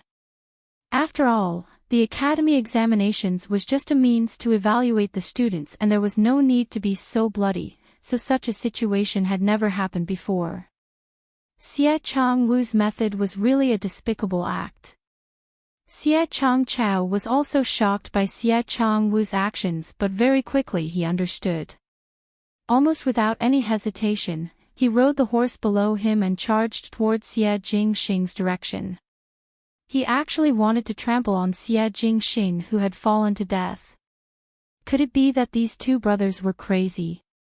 There was only one thought in everyone's mind. Not to mention if this matter would violate the law in Mingqi, but in the residence of the Marquis of Linen, if the Marquis of Linen knew of this matter and something happened to Xie Jingxing, would the two Xie brothers be able to escape? The womenfolk cried out in alarm, and the men also sucked in a breath of cold air. The more timid ones had already covered their eyes. Feng and Ning, this pampered female, was so scared that she screamed. Shen Miao's wrist stopped as she looked up at the youth on the stage. The two brothers of the Xia family were indeed not a brilliant opponent. This chess move was too bad and Xie Jingxing. He was destined to not let go of this opportunity. The black horse let out a long neigh and raised its two front hooves high, almost standing upright. Then, it struggled frantically. The purple-clothed youth twirled the long spear in his hand in a beautiful flower, but he kicked the horse's hooves.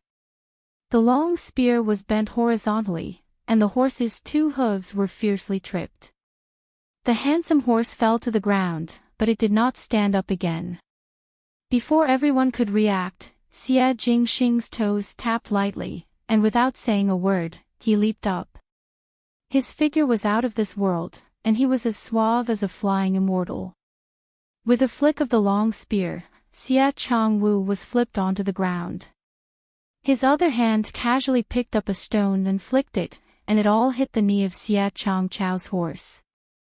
Xie Changchao could not dodge in time and fell down. The two brothers were flipped off their horses in a short moment. Xie Jingxing's foot lazily stepped on Xie Changchao's shoulder, and the other hand pointed the long spear at Xie Changwu's head as he said with a smile that was not a smile, "Even dare to sneak an attack on older brother. Really? Overestimating one's capabilities."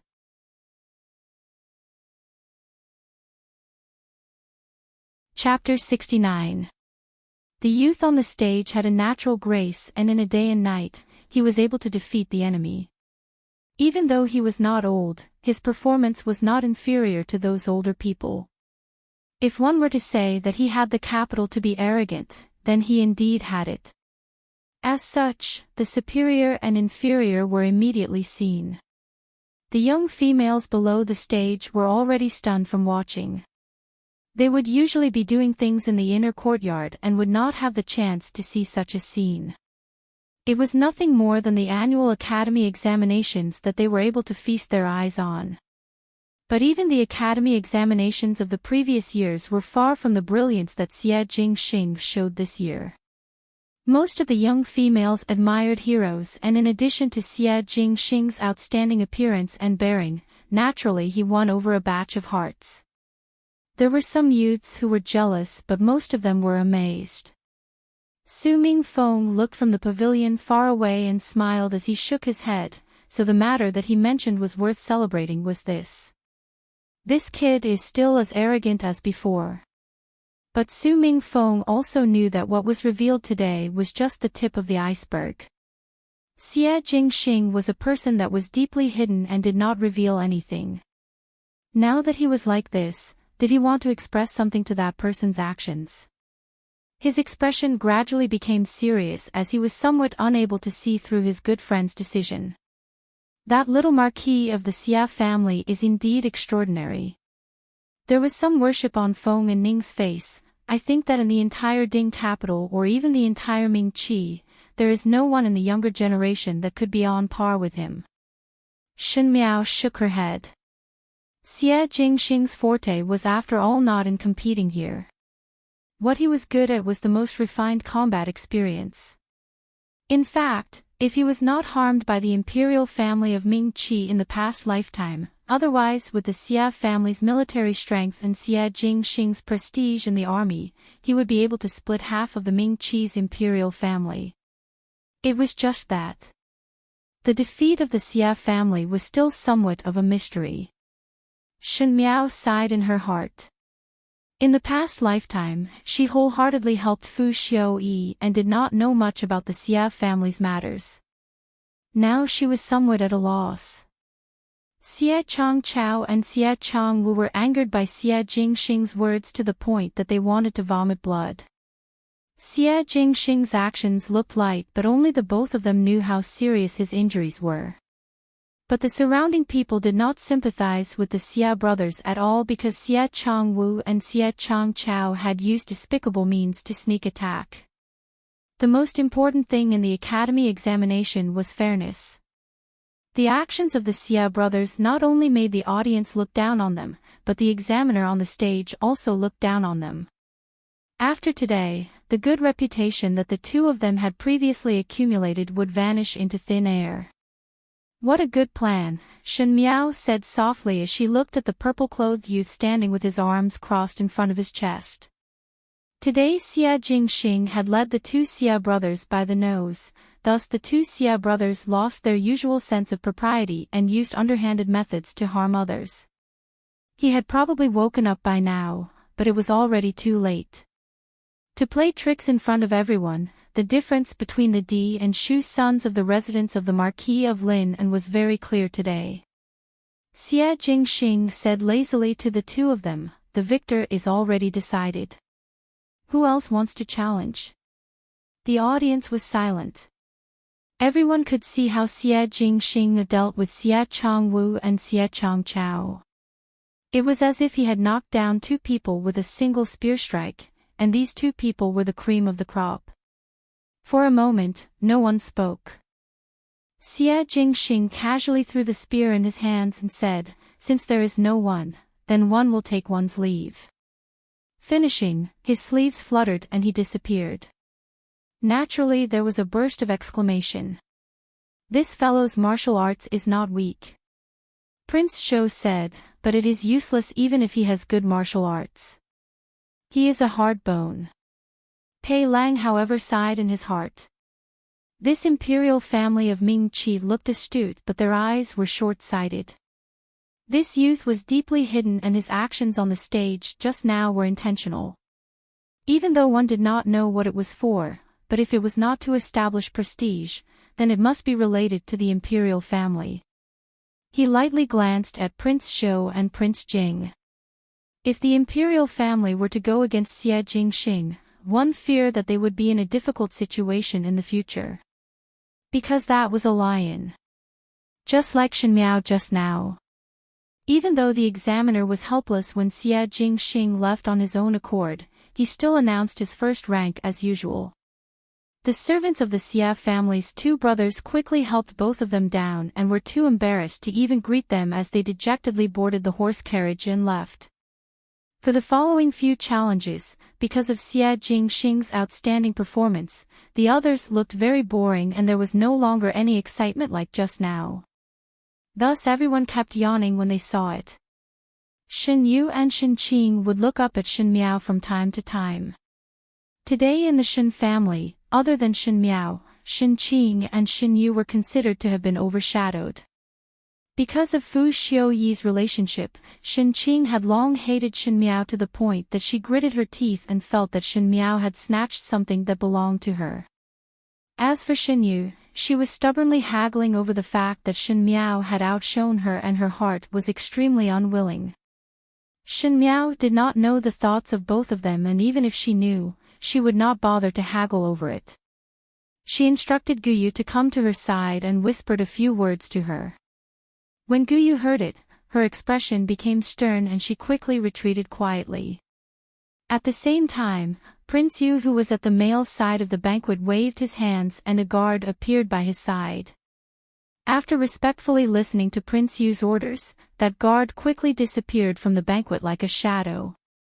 In the distant pavilion, Xia Jingxing finally reappeared by Su Mingfeng's side. Su Mingfeng clapped a few times and squinted at him. "Why? Are you in the limelight in the Ding capital today?"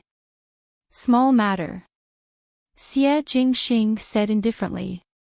"You are preparing to take action to tidy up the two younger brothers?"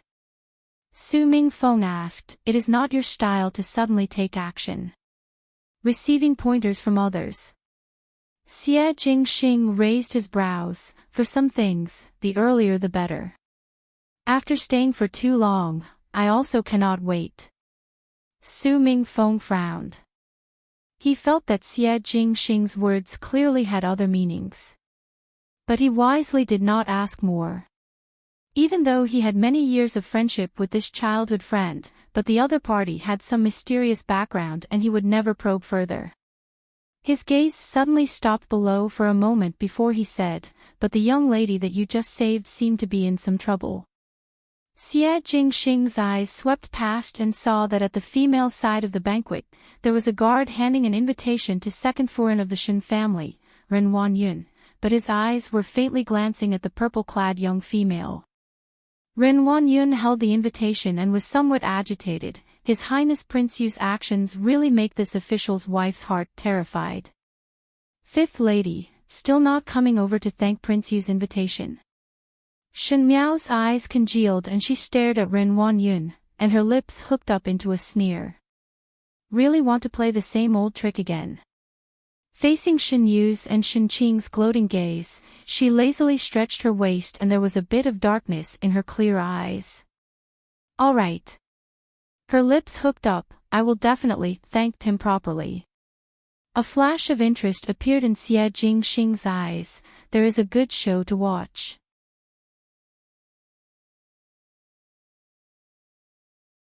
Chapter 70. On the carriage back to the Shen residence, Shen Miao still sat alone in the carriage. Gu Yu and Jingzhe, who were by her side, were worried for her. That Prince Yu of the first rank's notoriety was known to the entire Mingqi, but he sent an invitation to Shen Miao. Not to say that it was inappropriate for a young lady like Shen Miao to go, anyone with discerning eyes could see what Prince Yu of the first rank had in mind. If Shen Axayan was here, he would definitely reject it with all his might. But now that Shen Axayan was not here, the two Shen family sisters-in-law had ulterior motives. In the past when Shen Miao was urinating, now with Shen Miao's age, she was able to think about marriage, so naturally the idea was placed on her head.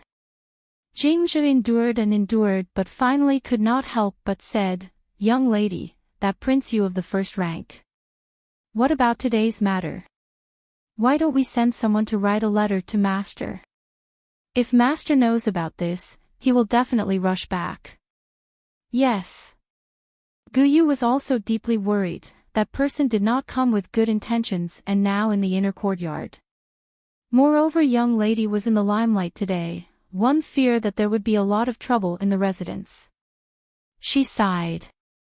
Shen Miao was originally young and could not see anything but Gu Yu and Jingzhe, the two maids that Shen Furan specially picked for Shen Miao, could see it clearly. It was obvious that the second and third household were jealous of the first household's reputation, thus they would openly and secretly trip up Shen Miao. With the narrow-minded hearts of these two households, with Shen Miao in the limelight today, one feared that she would become a thorn in their eyes. She was not afraid of other things, but if Prince Yu of the first rank was involved, if he had any crooked ideas, it would be hard for Shen Miao to deal with it. After all, most of the people in the first branch had been replaced by the other two branches. Shen Miao lightly said, "What is there to be afraid of? Whatever ideas he has, it all depends on whether he has the ability or not." She was calm and composed, but the words she spat out seemed to carry a faint dignity, as well as a trace of imperceptible ruthlessness. Gu Yu and Jingzhe looked at each other. They did not know what was going on, but the panic just now had dissipated a little and gradually calmed down. Upon returning to the Shen residence, Shen Miao only said that she was tired today and needed to rest, so she said that she would return to the western courtyard first. Ren Wanyun and Chen Roqiu smiled as they spoke to Shen Miao, and instructed her to rest well. Perhaps they knew that it would not be good for Shen Miao if Prince Yu took a fancy on her, so both of their smiles were unable to conceal their joy in others' misfortune. Ren Wanyun even touched Shen Miao's head and said intimately, "Seeing that fifth lady has reached such an old age and is so charming. It won't be long before I get married." "Yes." Chen Roqiu also echoed meaningfully, "A young lady like our little five can only be matched with those of noble status. An ordinary family would never be able to marry our little five." A trace of joy flashed across Shen Yu's face. Shen Qing could not wait to open her mouth. Of course, fifth younger sister will definitely get a very respectable Lang Jun. After saying that, she covered her mouth and giggled. As she giggled, she looked at Shen Miao with understanding eyes. But even under such a suggestive gaze, Shen Miao's expression did not waver at all. Shen Qing's smile stiffened.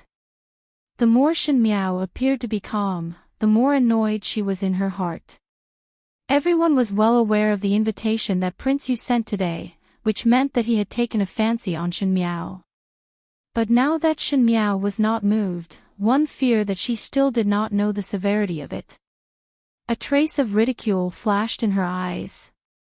She was really a fool. Jingzhen, an older sister, had said it before.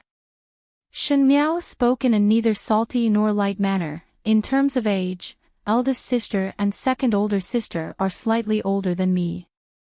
Naturally, it would not be my turn to be the first to look for a Langjun. The few of them paused for a moment before Ren Wanyun smiled. You this child. Sigh, it is all because eldest Bo is not in the capital.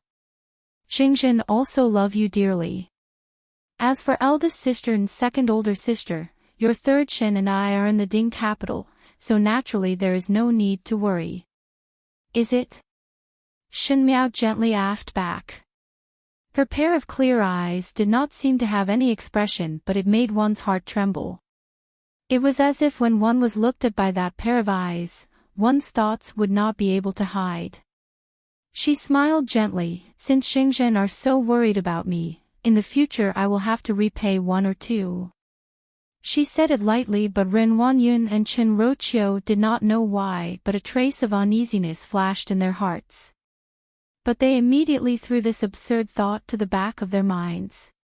Even though Shen Miao was a little clearer now, but she was after all a 14-year-old little girl, how big of a wave could she create? Moreover, thinking of Prince Yu's matter, both of them were somewhat proud. Sigh, fifth lady need not be so polite. We are all one family. Ren Wanyun smiled. Since you are tired, then go back and rest first. Your second Shen and I still have some matters to do. Guyu, Jingzhe, protect fifth young lady well. Guyu and Jingzhe complied and left with Shen Miao. After they left, Ren Wanyun and Chen Roqiu looked at each other and saw the schemes in each other's eyes. After half an incense stick of time, Rong Jing Tang's old Shenfuren frowned. You all say that Prince Yu of the first rank has taken a fancy to fifth girl. Shen Yu and Shen Qing were banished to the inner hall as it was inconvenient for them young ladies to participate in these matters. Even so, both of them still secretly ran behind the screen and ignored Zhang Mama's dissuasion to eavesdrop on the conversation in the hall. Not bad. Ren Wanyun's face was full of smiles, but her words were dignified. Fifth girl's results in today's academy examinations was brilliant and made Prince Yu to have a whole new level of respect for her. Since the invitation was sent, it means that he has the intention to have fifth girl. Daughter-in-law C. One fear that our Shen residents can also have a Qin Wang Fei. When Chen Roqiu heard that, the corner of her lips twitched. This Ren Wanyun's words were dignified, but that Prince Yu of the first rank had taken a fancy to Shen Miao but did not say that he wanted to marry her officially. Moreover, even if he really married her, with Shen Miao's life, one did not know how long she could last. One feared that she would not be able to be a Wang Fei for a few days before the fragrance and jade perished. After all, the notoriety of Prince Yu of the first rank was known by everyone in the Ding capital. Hearing that, old Shenfuren's expression sank a little. In her heart, she naturally did not wish for the first household to do well. Why should the son of that person who had died for many years be better than hers? Previously, when the old general was still alive, he favored the first household, and now that the first household wanted to have a Wang Fei, it really made her extremely unhappy. She immediately said, with fifth girl's temperament, how can she be a Wang Fei? Eldest girl or second girl is more like it. Old Shenfuren stayed in the inner courtyard all year round and only knew how to enjoy. She really did not know anything about the matters outside. Hearing her words, Chen Roqiu's and Ren Wanyun's expressions changed at the same time. Shen Yu and Shen Qing, who were hiding behind the screen, also jumped in shock. One must know that old Shenfuren did not know, but both of them knew. Upon entering the residence of Prince Yu, there was only the situation of being tortured to death, and it was a hellish fire pit. Ren Wanyun quickly spoke, Mother, it is not like this. We naturally wish for fifth girl to be well. Even though His Highness Prince Yu is a widower and older in age and his reputation is not very good, but fortunately his family is good. She thought of something and her lips hooked up. in the future when seventh son grows up, it would be better to have His Highness Prince Yu to take care of him. If fifth girl had any mishap, His Highness Prince Yu would take more care of seventh son as compensation. To actually use Shen Miao's life to exchange for Shen Yuanbo's future. Chen Roqiu glanced at her second sister-in-law. It was indeed a good scheme.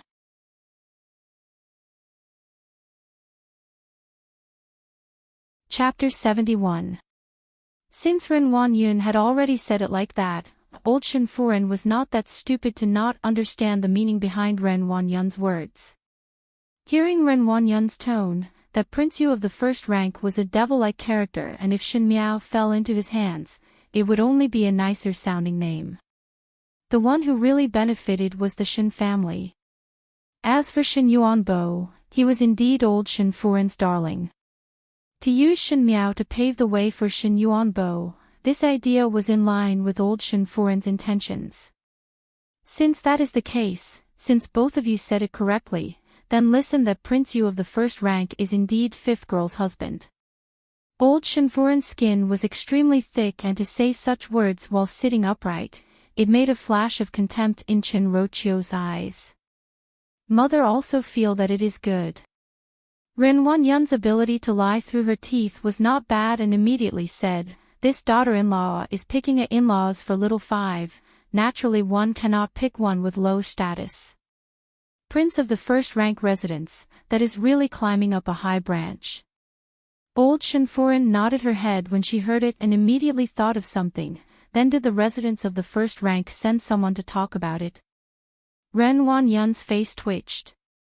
Even though she was not someone who was easy to deal with, she did not think that this old woman would be so anxious that she could not wait to decide on Shen Miao's marriage. Of course it would be better for this marriage to be settled as soon as possible, else it would be bad when Shen Xian returned. But even if the dust had settled, Shen Xian would not necessarily allow Shen Miao to marry into the residence of the first rank. Thus it was necessary to use some unusual means. Fortunately, the people from the residence of the first rank did not intend to marry openly. That Prince Yu of the first rank liked to use some tricks. Naturally, it would not be known by others. Mother, it is still too early. Ren Wanyun smiled. Little five is still young and there is no need to be anxious. If it is settled like this, others would inevitably talk about it. Let the two of them get along for a while, and when both are mutually in love and little five is willing, then we will then propose the marriage. In this way no one would say that we forced little five.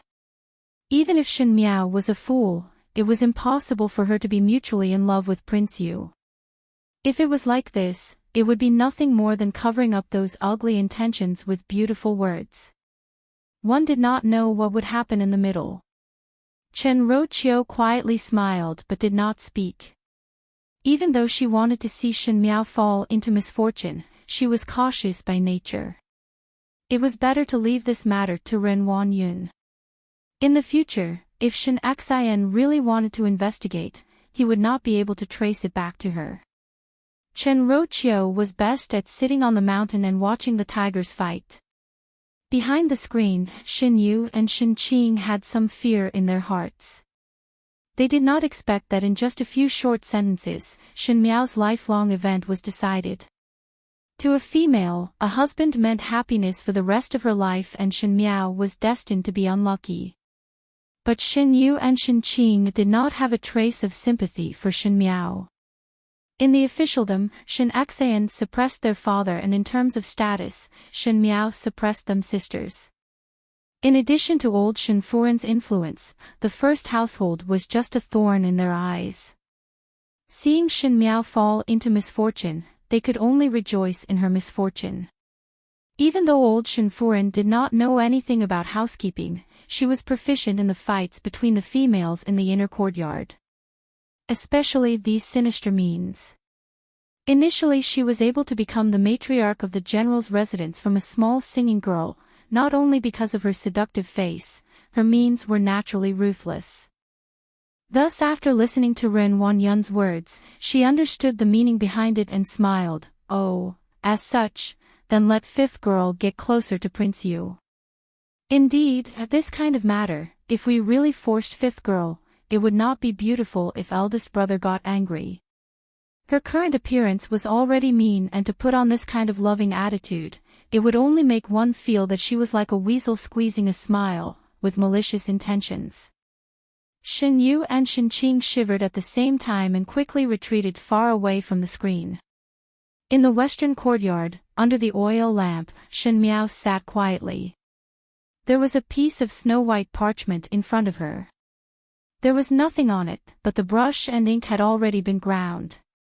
It seemed that she wanted to write, but after a moment, she sighed softly and put the parchment away. It was good to prepare for a rainy day, but now she was just an unmarried daughter and could only rely on a lot of information that she had grasped. But these things, on the current her, could not bring out the greatest effect. Sure enough, the road still had to be walked out step by step. Gu Yu and Jingzhe saw her sighing and thought that she was thinking about Prince Yu's matter. Gu Yu went forward to comfort her. "Young lady, please be at ease. If that side really have any malicious intentions, these servants will protect young lady even at the risk of our names. If it really cannot be done, in the capital, it is not that there are no families that are on good terms with master. At most." Shen Miao shook her head. "The residence of the prince of first rank has a high position of power and is also protected by the imperial family. No matter how good father's relationship with others is, he would not risk the danger of becoming enemies with the imperial family to protect me." Not only that, the imperial family was eyeing the Shen family covetously, and if one were to act rashly, it would make the suspicious imperial family of Ming Qi suspect that Shen Xian was colluding with others. After all, it was not a good thing for any emperor to have one's own officials walking too close to each other. Or else it is better to write a letter to master. Jingzhe said, "Even though master has military duties, but eldest young master is only attached to the army and did not have any orders to transfer. If one were to return to the Ding capital, one would not be punished by the higher-ups. With eldest young master around, he would be able to protect young lady. Eldest brother would need more than a month to rush back from the northwest region, so how would he be able to make it in time? Do you think that they will endure for that long?" Shen Miao said lightly. Shen Xian's deterrence would make them take action in the shortest time possible. Using raw rice to cook rice and with a few words of intimidation, one would be able to make her obediently obey. Perhaps Shen Miao would, but Empress Shen, who was bathed in blood and tears in the inner palace, would never. Then what can be done? Gu Yu's and Jingzhe's expressions changed greatly. Even though they knew that the matter was not good, they did not think that it would be so serious. With Prince Yu's methods, any young lady that he fancied in the Ding capital, even if they were from a high-ranking official's family, would be defiled. At the end the imperial family would come out to appease them, but there was nothing that could be done. Because this person's methods were evil and biased, one could not see anything on the surface, but at the end it was those young ladies who suffered. What to do? Others are unreliable. Shen Miao looked at the dancing fire. It is better to rely on oneself. But young lady. Gu Yu was somewhat anxious. How could Shen Miao protect herself? If it was others, perhaps one's family could resist one or two, but the second and third household might have formed an alliance with the other party. I have my own ways. Shen Miao played with the paperweight in her hands. The residence of Prince Yu of the first rank relied on the emperor's kindness and the imperial family was willing to protect it. If the imperial family was not willing to protect him, so what if there were enemies that came looking for him? TSK, a residence of the first rank that lost the imperial family's protection was just a pile of mud. Prince Yu of the first rank had some blood relation with the imperial family, so she would start with him first. Conveniently, she looked outside and saw a vague figure moving outside the window. Who else could it be if it was not Gue Momo? At the same time, she would also clean up the unclear dregs in the western courtyard.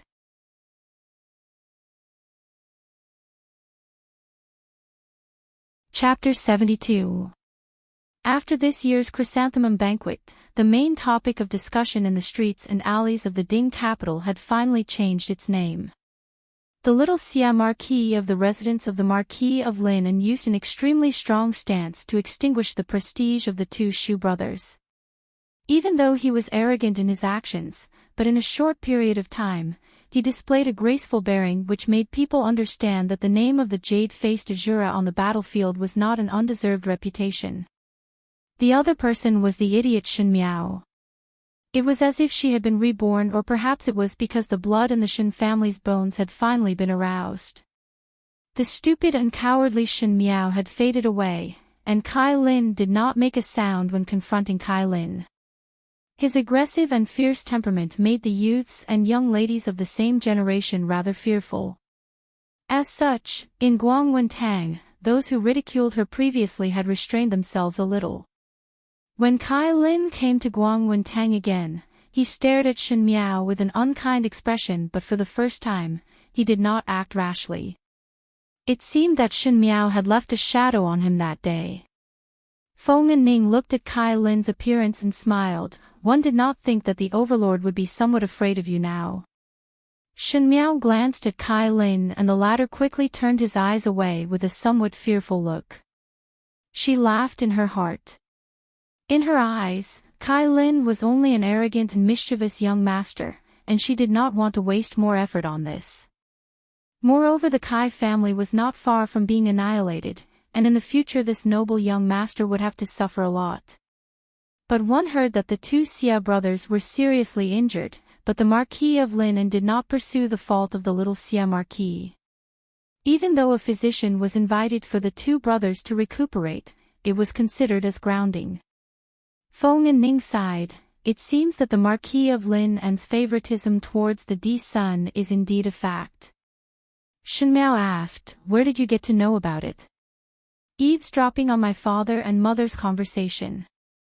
Feng and Ning was somewhat proud, but if it was another person, most likely they would also dote on the little Xia Marquis. Not to mention him, he is the son of Princess Yu Qing who has the imperial bloodline. Shen Miao raised her brows. To be honest, she always felt that the death of Princess Yu Qing of the residence of the Marquis of Lin was somewhat fishy. With the attitude of the Marquis of Lin towards the two Xia brothers, there was no reason to let Madame Fong live peacefully until now. As she pondered, she saw Pei Lang walk in. There was a gentle smile on Pei Lang's face and coincidentally looked towards Shen Miao's direction. Meeting Shen Miao's gaze, Pei Lang could not help but be slightly surprised. At the chrysanthemum banquet, Shen Miao's performance finally made Pei Lang put away his contempt. From then on, he also began to feel that Shen Miao was not ordinary, and he also sensitively felt that Shen Miao seemed to be secretly paying attention to him. Although he did not know why, it made this young gentleman a little uncomfortable, as if he was being stared at. But when he thought that no matter how powerful Shen Miao was, she was still a budding young female, he felt that he was thinking too much. "Why do you keep staring at him?" Feng and Ning said curiously and immediately thought of something and turned pale with fright. "Could it be that you admire him again?" Now that Shen Miao did not mention anything about Fu Xiuyi, she was so cold that it was as if she had forgotten about this person, and this made those people who were watching the bustle to realize something. Most likely Shen Miao knew that she was not worthy of the imperial family and had gradually given up on the idea. It could be seen from the fact that she did not chase after Fu Xiuyi at the chrysanthemum banquet. Even though Pei Lang's status was lower, he had an elegant demeanor and was knowledgeable, thus it was natural for young females to like him. Shen Miao had some headaches and retracted her gaze. Of course not. She was only thinking that since Pei Lang did not speak about the circulation of law at the chrysanthemum banquet, then Fu Xiuyi did not put it in his heart. But this person was after all a hidden danger, and if in the future Fu Xiuyi was to use him. Shen Miao's face sunk as she feared that there would be endless troubles in the future. It was just that she did not have the ability to kill Pei Lang without anyone knowing, so she could only find another way. At this moment in the Ding capital's 100 fragrant Lu, there were songs and dances celebrating peace. Even if it was daytime, the gauze curtains and luminous pearls that were placed everywhere made the entire building overflowing with color. Music and bamboo flutes were in the air, and occasionally there would be people stopping outside, but they could only look at it with envy. Not for other reasons. When ordinary wealthy families entered the 100 fragrant loo, they would be somewhat embarrassed. Even a small pot of tea was expensive, and it was a veritable money-squandering den. At this moment, at the side of the window, there was a middle-aged man dressed in luxurious clothing. This man's clothing was of the highest quality, but he looked sinister and dark and skinny. Under the robe, there was an empty left leg, and it was Prince Yu of the first rank. "Have you made it clear with that Shin family?" After a long while, he asked in a gloomy tone. "Replying to your highness, it has already been arranged with second foreign of the Shin family. 3 days later the Shin family's females will go to a long temple to offer incense. At that time." 3 days. Prince Yu frowned, and a trace of displeasure flashed in his eyes. Then he waved his hands. "Go and prepare the things that should be prepared." This prince had not met such an interesting person for a long time. For so many years, his temperament was evil and cruel, and the number of females that died in his hands was uncountable. But no matter how those females resisted, they were unable to stir up any waves. In the entire Ming Qi, he had long known of Shin Xian's fierce name. He did not know what kind of taste was that awe-inspiring great general's daughter.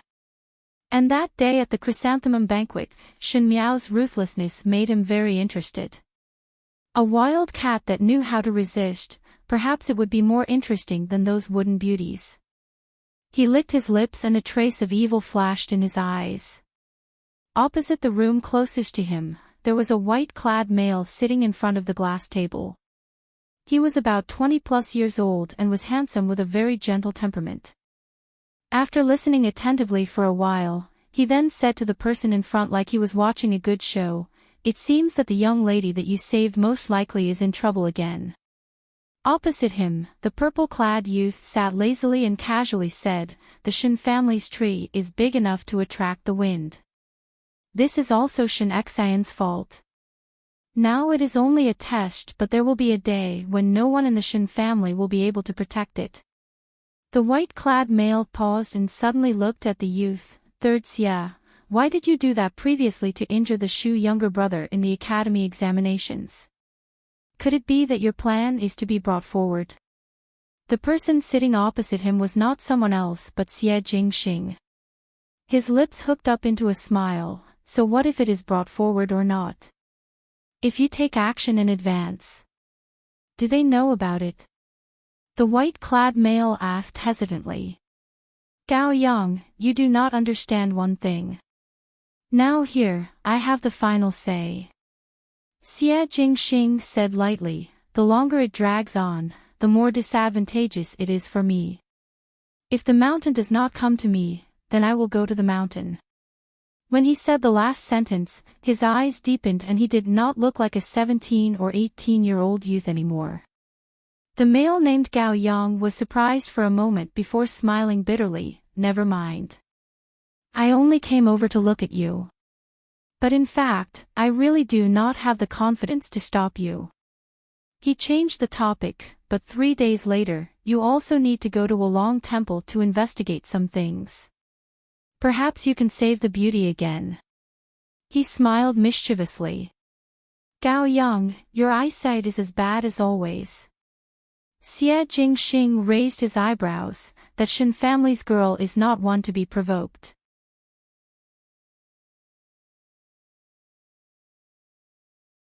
Chapter 73. After school, Shin Yu walked in front of Shin Miao and said with a smile, "Today young lady Yi invited me and eldest sister to the residence and will not go back with you. Fifth younger sister, you should return first." Yi Peilon and Shin Yu were naturally close and only ignored Shin Miao when she sent them invitations. It was a common thing in the family. Hearing that, Shin Miao did not have much reaction and only responded with a sound. These few days the Shen family's attitude towards Shen Miao was extremely warm, and one would know that they were definitely planning something. Shen Miao was also too lazy to bother with them, as the urgent matter now was naturally not these trivial matters. On the way back, the horse carriage had to pass through the most prosperous street in the Ding capital. Guyu said, "In front is the osmanthus flower workshop. Does not young lady like the flaky cakes there the most? This servant will go and buy some back." "Go," Shen Miao said with a smile. After Guyu got off the carriage, Jingzhe opened the curtain of the carriage and looked out. When her gaze passed by a place, she made an "ee" sound. Shen Miao followed her gaze and saw that the horse carriage stopped at the side of the osmanthus flower workshop. There was a pawn shop and there were a lot of people surrounding it, as if they were arguing about something. The pawn shop assistant seemed to be somewhat impatient, and his voice was so loud that even Shen Miao could hear it clearly. "Said 10 taels of silver, if you want to sell it or not. It is only a sword. Gentlemen need not make things difficult for us." It seems that there was no business with the shopkeeper, Jingzhe said. Shen Miao could also see that the pawn shop was doing business, and naturally the price would be lower, and it was obvious that this was an unacceptable price for the person who came to pawn but was unwilling to leave, thus there was a stalemate. "There is nothing to see." Seeing Shen Miao shifting her gaze, Jingzhe put down the curtain of the carriage. After a moment, Guyu came back with 2 big paper bags, and Jingzhe opened the curtain to let her in. The moment the curtain was opened, Shen Miao's gaze landed outside of the carriage and saw that the person who was arguing with the pawn shop assistant turned around and walked out of the crowd with a sword in his hand. Most likely he did not manage to close the business, as his expression was somewhat dejected. After Guyu got on the carriage, she wanted to close the curtain but was stopped by Shen Miao. She carefully stared at the person who was holding the sword. It was a young man who was dressed ordinarily, and his looks were even more ordinary. Seeing their young lady staring at this strange male, Guyu and Jingzhe were somewhat baffled. Shen Miao frowned. Why was this person so familiar? The young man shook his head and sighed. He looked deeply at the sword in his bosom and clenched his teeth. He turned around and walked back to the pawn shop. It seemed that he had finally made up his mind to complete that unsatisfactory business deal. "Guyu!" The moment he turned around, Shen Miao suddenly shouted, "Go down and stop him. Tell him that I want his sword." "Young lady." Jingzhe and Guyu looked at her in surprise, as they really did not know what Shen Miao was doing. "Hurry!" Shen Miao said coldly. Seeing her serious expression, Guyu did not dare to ask more and immediately jumped off the carriage and walked towards that young man. Just as the young man took a step forward, he heard someone behind him say, "Young master, please wait." He turned around and saw a woman dressed like a maid smiling at him. "Young master, are you going to the pawn shop to pawn your sword?"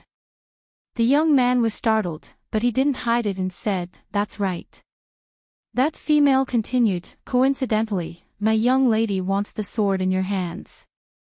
Is young master willing to make this deal?" The young man glanced at the other party and saw that the female's expression did not seem to be fake, but he still shook his head. "This sword of mine is not exquisite, but it is better in terms of practicality. If your noble residence's young lady wants it, it is better to go to the weapon shop to forge one." He was also surprised in his heart. How would an ordinary female be interested in these swords? It was nothing more than looking at it for fun. Unfortunately, his sword was too sharp, and it would not be good if he accidentally hurt himself. Guyu's expression eased up slightly, and her heart also sighed in admiration. This person in front of her was obviously in urgent need of money, but he was still thinking of the other party.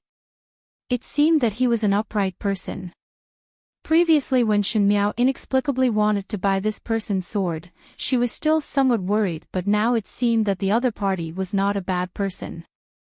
Thinking of this, Guyu's expression became softer as she said, "My young lady sincerely wants to make this business deal with young master. Young master might as well step aside to talk. The other party most likely did not expect Guyu to be this stubborn, and after glancing at the pawn shop, he helplessly nodded, all right. When they reached an empty alley, one saw a horse carriage parked in the alley. Guyu walked to the front of the horse carriage and softly said, "Young lady, he is here." The young man walked to the front of the horse carriage and hesitated for a moment before finally cupping his fists. "This young lady, this one's sword is indeed not suitable for females to use. It is too heavy and too sharp and would easily injure oneself, so, what is your name?" Before he finished speaking, a female's voice was heard from the horse carriage. This voice did not sound old, but there was an indescribable feeling, as if it was a person who had experienced ups and downs of a high position, making one unable to determine the age of the person. "This one is Mo Ching." After hesitating for a moment, the young man cupped his fists. After this sentence, there was no response for a long time. Just when that young man called Mo Ching and Guyu were somewhat puzzled, a female's voice was heard from inside. "I am not interested in your sword. Broken iron to me does not have any meaning." Hearing this, a trace of anger appeared on Mo Ching's face as he said, "Could it be that young lady is playing with Mo Ching? Even though this sword's quality is average, it was forged by a famous sword master and accompanied me for many years. If young lady called this one over just to insult, then forgive this one for not accompanying." Finishing, he turned around and was about to leave, but just as he lifted his feet, he heard a sigh coming from the horse carriage. That sigh was light, but it seemed to contain an inexplicable emotion that made one's heart clench for no reason. "Mo Ching, you are lacking in money," the person in the horse carriage said. Mo Ching was surprised for a moment. He did not know why, but when the other person called his name, a strange feeling suddenly rose in his heart. That feeling was very familiar but also somewhat inexplicable. But the moment he heard the other person's words, his footsteps involuntarily stopped, as if he could not reject every word that the other person said. "Your sword is indeed not worth mentioning to me, but your swordsmanship is worth hundreds of gold, even thousands of gold." Mo Ching was startled for a moment before shaking his head. "Young lady has overpraised. This one is only an ordinary person." But his heart was surprised, as how did this person know that his swordsmanship was outstanding? A single coin stumps a hero. Even the treasured sword that accompanied you for so many years had to be sold. This kind of days is really a waste of your swordsmanship. The curtain of the horse carriage was suddenly lifted and a purple-clad young female walked out. Her appearance was young and delicate, but there was a rare noble and dignified air between her brows. "Mo Ching, are you willing to sell all your martial arts skills to my Shin family?" she asked with a smile, and her eyes had a faint joy of meeting an old friend. "The commander of the guards in the previous life, Mo Ching, it is really. How have you been?"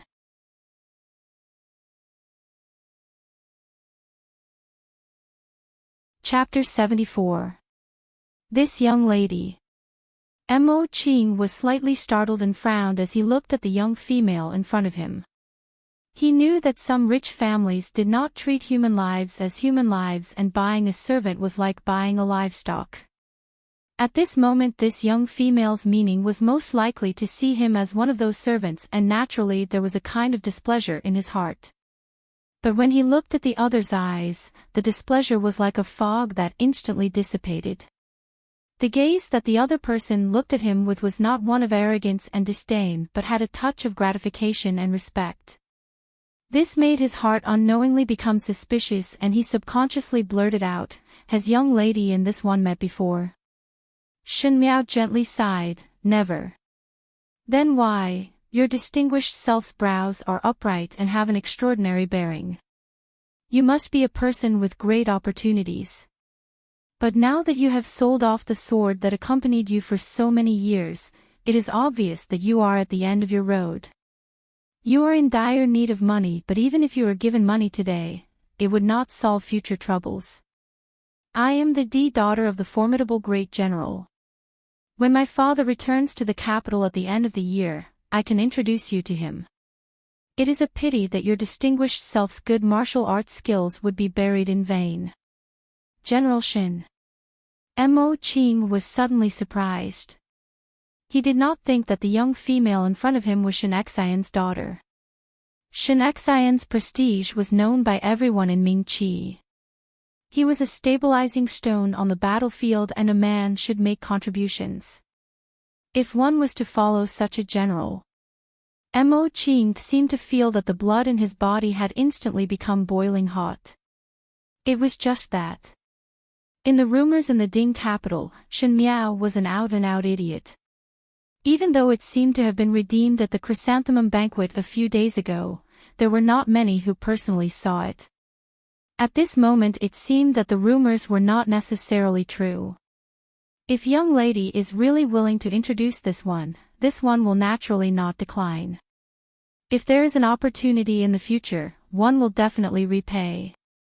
Mo Qing was also a frank and straightforward person, and with this opportunity, he did not shirk. Seeing this scene, Shin Miao gently smiled and took out an ingot of silver from her sleeves and threw it to Mo Qing. She said, I do not need you to repay, and just treat it as you selling all your martial arts skills to me. Father will only return at the end of the year, and these days, you need to follow me back to the Shin residence. I will pretend to let you be a guard of the Shin residence, but you have to secretly protect me.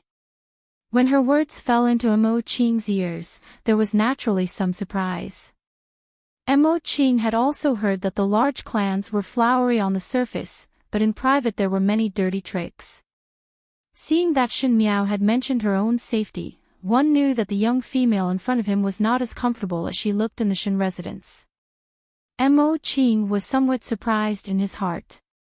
Since Shin Miao was Shin Xian's daughter, why was her situation so difficult? However, his temperament was calm, so he didn't ask.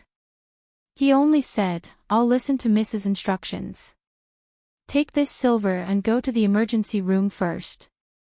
Shin Miao said, after settling your matters, you must come to the Shin residence within 3 days. I will naturally arrange your whereabouts. Mo Qing cupped his fists again.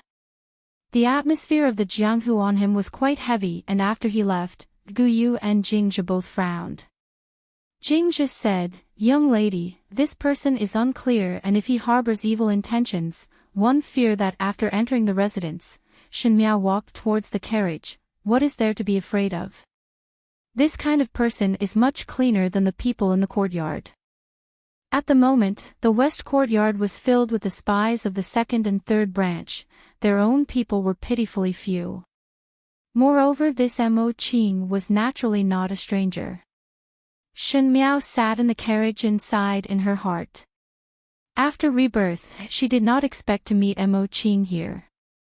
This Mo Qing was the commander of the Imperial Guards in his previous life and was recommended by Shin Xian as his martial arts skills were outstanding. When Shin Miao went to the Qin country as a hostage for a few years, Mo Qing protected her as a guard. If it was not for Mo Qing's help, it would be difficult for her to return from the dangerous Qin country in one piece. Mo Qing was loyal to Shin Xian and naturally was loyal to Shin Miao. Unfortunately, after Shin Miao returned to Mingqi, because of the fight between Mei Furen and Shin Miao, Mei Furen schemed against Mo Qing and gave him the crime of being frivolous with the females in the palace. Fu Xiaoyi had long wanted to get rid of Shin Xian's people, and Shin Miao tried every possible way to stop him, but it was to no avail. She could only watch Mo Qing die under the baseless charges. Now seeing Mo Qing again, she did not know that Mo Qing was in such a difficult situation. But it was because of Mo Qing's difficult situation that he was easily subdued. Shin Miao understood Mo Qing's character, and he was the most loyal and upright person. For the trip to Wulong Temple 3 days later, she originally wanted to use other methods, but with Mo Qing, it was much more convenient. Upon returning to the Shin residence, because Shin Yu and Shin Qing went to the Yi residence as guests, there was only Shin Miao in the residence. Just reaching the western courtyard, Gue Momo came forward and said with a flattering smile, "Young lady has returned. This old servant let the kitchen make some sugar soup. Does young lady want to have some?" "All right," Shen Miao said. Seeing that Shen Miao, who had treated her coldly these days, suddenly had a pleasant countenance, Gue Momo's heart was delighted and quickly said, "This old servant will bring it over." When Gue Momo brought the sugar soup over, Shen Miao had already rested in the room for a while. Gue Momo carefully placed the sugar soup on the table and said with a smile, "Young lady, the things needed for the trip to Wolong Temple 3 days later are all prepared. Is there anything else that you need?" Old Shenfuren had previously arranged to go to Wolong Temple 3 days later to offer incense and pray for the peace of the Shen family residence. Ren Wanyun would bring 3 young ladies along and the rest of the people need not follow. Gue Momo had been busy with this matter these few days. Shen Miao swept a glance at her and said in a neither light nor heavy tone, "Momo is really enthusiastic about this matter." Gue Momo was sluggish for a moment before smiling. "It is rare for young lady to go out of the courtyard, so naturally one must be well prepared." With Momo following, naturally it is well prepared. Shen Miao suddenly smiled. When that smile fell into Gue Momo's eyes, it made her heart somewhat uneasy. Second Furen's arrangements are proper, so naturally there would not be any mistakes. Gue Momo said. Then one will trouble Gue Momo to thank Second Shen on my behalf. Shen Miao nodded her head, "You may withdraw." Hearing that, Gue Momo then heaved a sigh of relief and quickly said a few words before retreating. One did not know why, but the current Shen Miao had become very strange. It was as if there was an invisible pressure when she was with her, causing her arrogance to extinguish by a few points. But when she was out of the door, she straightened her back and swept a disdainful glance around the room before whispering in a voice that only she could hear, "After 3 days, see if you still dare to be insolent in front of this old one."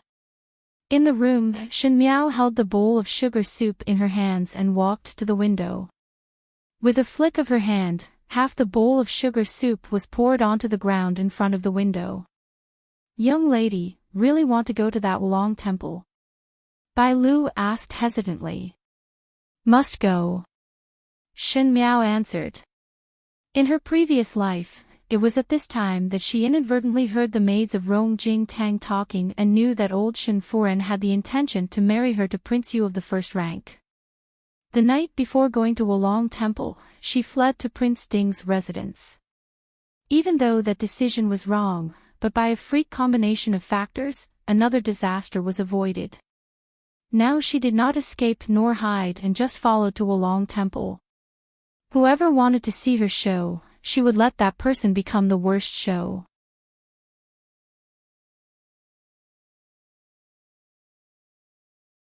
Chapter 75. Earlier than what Shen Miao expected, on the second day, Mo Qing came to the Shen residence's gatehouse to be a guard. Shen Miao had previously let Shuang Zhang side to stuff money into the gatekeeper and thought that it was Shuang Zhang's distant cousin. Because the guards were divided into several ranks, Mo Qing was to be the outermost guard, so he did not care much and stayed behind. Soon, 3 days had passed. In the early morning of the 3rd day, Ren Wanyun had already arranged everything and let the maid by her side, Xiang Lan, to instruct Shen Miao on some matters. Before setting off, everyone went to Rongjing Tang. Old Shen Furen said some words with a serious expression, most likely it was to make everyone follow the rules. On normal days they would not go to Wolong Temple to offer incense because Wolong Temple was slightly more remote. Even though it was famous, the incense offerings were not as vigorous as those in the nearby cities. But for some reason, this time, he had to give up what was near and seek what was far away. Shen Qing appeared to be extremely happy and said that she would definitely pay her respects to Buddha along with old Shen Furen and Shen Yuanbo. Old Shen Furen heard it and her attitude toward Shen Qing was much gentler. Before leaving this time, he also brought along some bodyguards to ensure the safety of the young ladies of the Shen residence. Shen Miao stood in front of the carriage but did not move for a long time. When Ren Wanyun saw this, she frowned and asked, "Why is fifth lady not moving?" "It is just that the guards are a little thin, and to prevent any accidents, second Shen might as well send more guards to follow," Shen Miao said. Ren Wanyun's brows wrinkled as she did not think that Shen Miao would raise this question at this time. But today everything had been arranged properly. Ren Wanyun smiled, "Fifth lady, we really brought quite a lot of manpower. We can't take all the guards of the Shen residence with us. If there are too many people, it would be more inconvenient. Let's just leave it like this." Shen Miao however stubbornly shook her head and did not move. When Shen Yu and Shen Qing saw this, Shen Yu did not say anything, but Shen Qing was unhappy in her heart and followed up, "Our Shen residence is not some imperial family. How much extravagance does fifth younger sister want? I've never seen eldest uncle so picky when he goes out." She then took out Shen Xian and said. Just as her voice fell, Shen Miao glanced at her. That glance was as light as a feather, but it caused Shen Qing to suddenly feel a chill run down her spine. "Add 2 more. Shen Miao pointed to the 2 guards at the side of the door. "They will do." Seeing that Shen Miao did not bring much and only added 2 people, Ren Wanyun's heart was relieved as she did not want to waste too much time on this matter. 2 people would not be able to affect the overall situation, so she put on a difficult expression and Ren Wanyun said, "Fifth sister, you really..."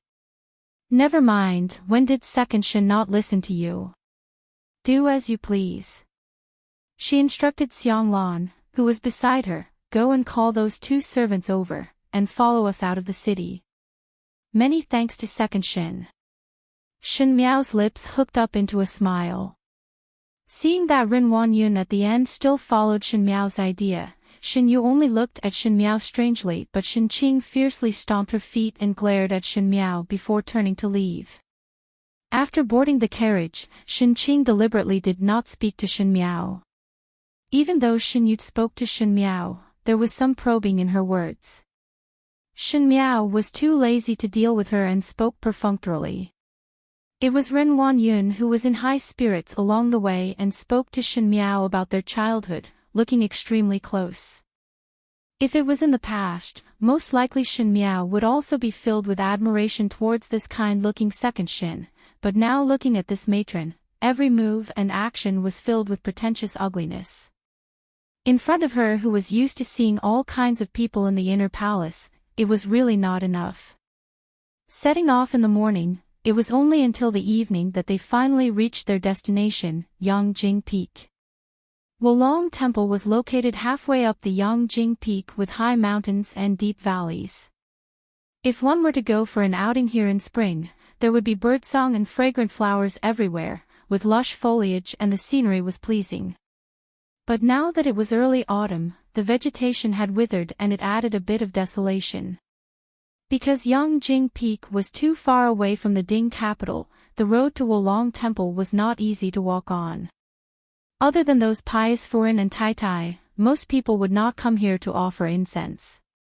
Shen Miao and the few of them got off the carriage, and when they reached the entrance of Wolong Temple, they saw that outside the huge temple, there was only a little monk sweeping the floor and it looked very deserted. "It is rather quiet here." Shen Yu lightly laughed. Shen Qing wrinkled her nose and seemed to want to complain a little, but suddenly thought of something and suppressed it. Ren Wanyun said, "Do not think that it is quiet here. One heard that the Buddha here is very efficacious. When one offers incense, one must be sincere." When the little monk saw them, he got up to welcome them. Other than the servants who were moving things down the carriage, Ren Wanyun and the rest followed the little monk who led the way into the temple. The more they walked into the temple, the more they felt that this Wolong Temple was really sparsely populated. Not to mention the pilgrims, there were not many monks either. But the temple was spacious and as such, it felt empty. If one were to stay at night, one feared that it would be somewhat frightening.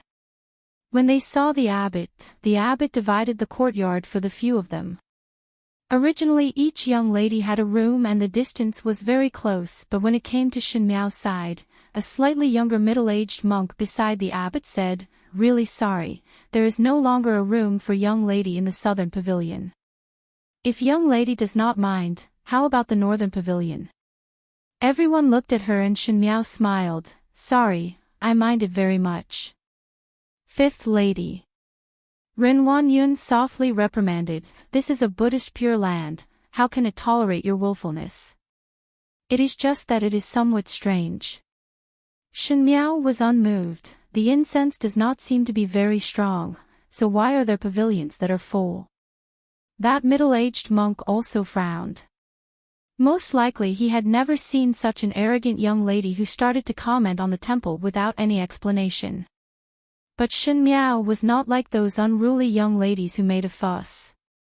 With such a reasonable attitude, one could not answer. Little benefactor does not know that even though there are not many pilgrims, there are many monks in the temple. That old abbot gently smiled and explained to Shin Miao. "But I am somewhat afraid to live alone." "What to do?" she asked. "This." Ren Wanyun was still comforting her, "Fifth lady, just put up with it for one night. If you are able to put up with it for one night, Buddha will see your sincerity and offer incense tomorrow and one's wish will come true." If it was in the past, Shin Miao would have been coaxed when she heard these words. After all, she was a person who was amenable to coaxing but not coercion. Moreover, there was still Fu Xiu Yi in her heart. One fear that for Buddha to realize her wish of being together with Fu Xiu Yi, she would also suffer a small loss. But now it was somewhat different. Ren Wanyun also had some headaches. She did not know why, but the current Shin Miao was becoming more and more thorny. In the past, Shin Miao would believe whatever she said and was very easy to coax.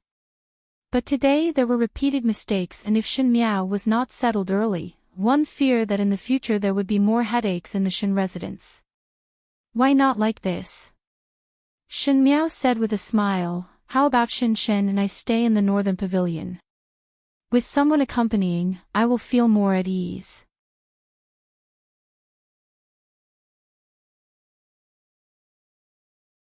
Chapter 76. This.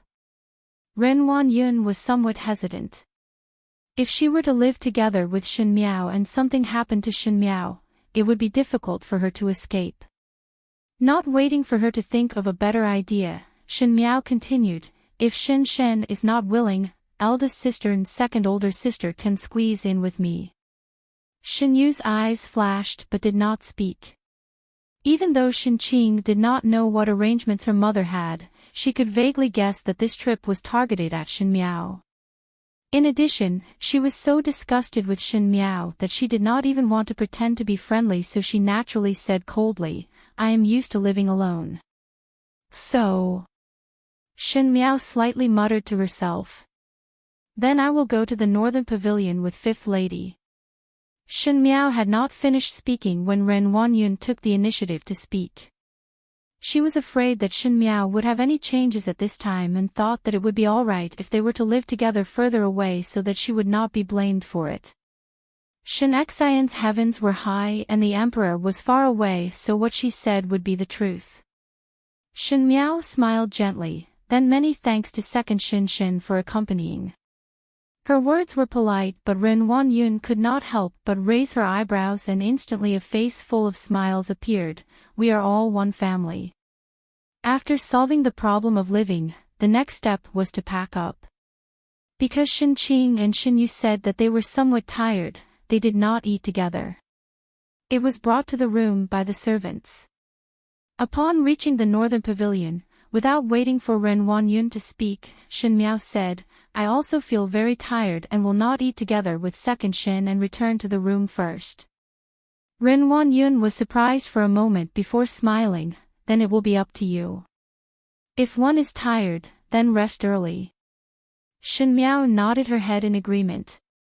When the little monk who led the way brought Shin Miao and her servants to the room, Shin Miao could not help but sigh. Indeed, in Wulong Temple, such a desolate and simple temple, this room was particularly elegant.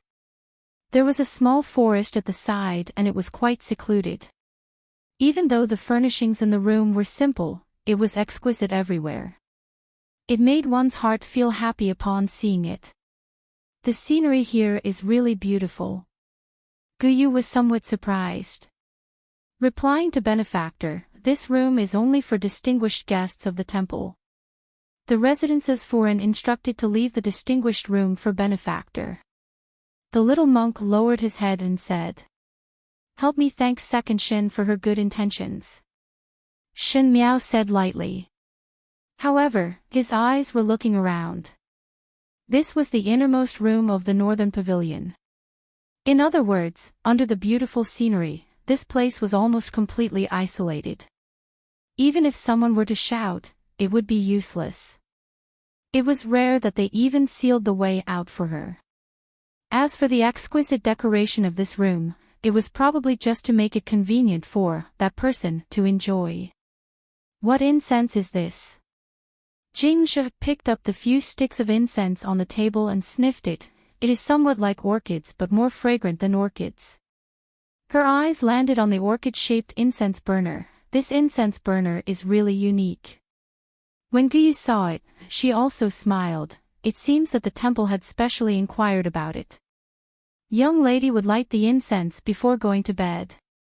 When young lady is tired at night, one would light it before going to bed. I can also sleep soundly at night. Now one feel that this Wolong temple is not bad. Jingzhe joked, no wonder even though it is deep in the mountains, second foreign still had to come over to pray. Shen Miao's brows slightly wrinkled and walked over to the small table. She took the incense from Jingzhe's hands and sniffed it.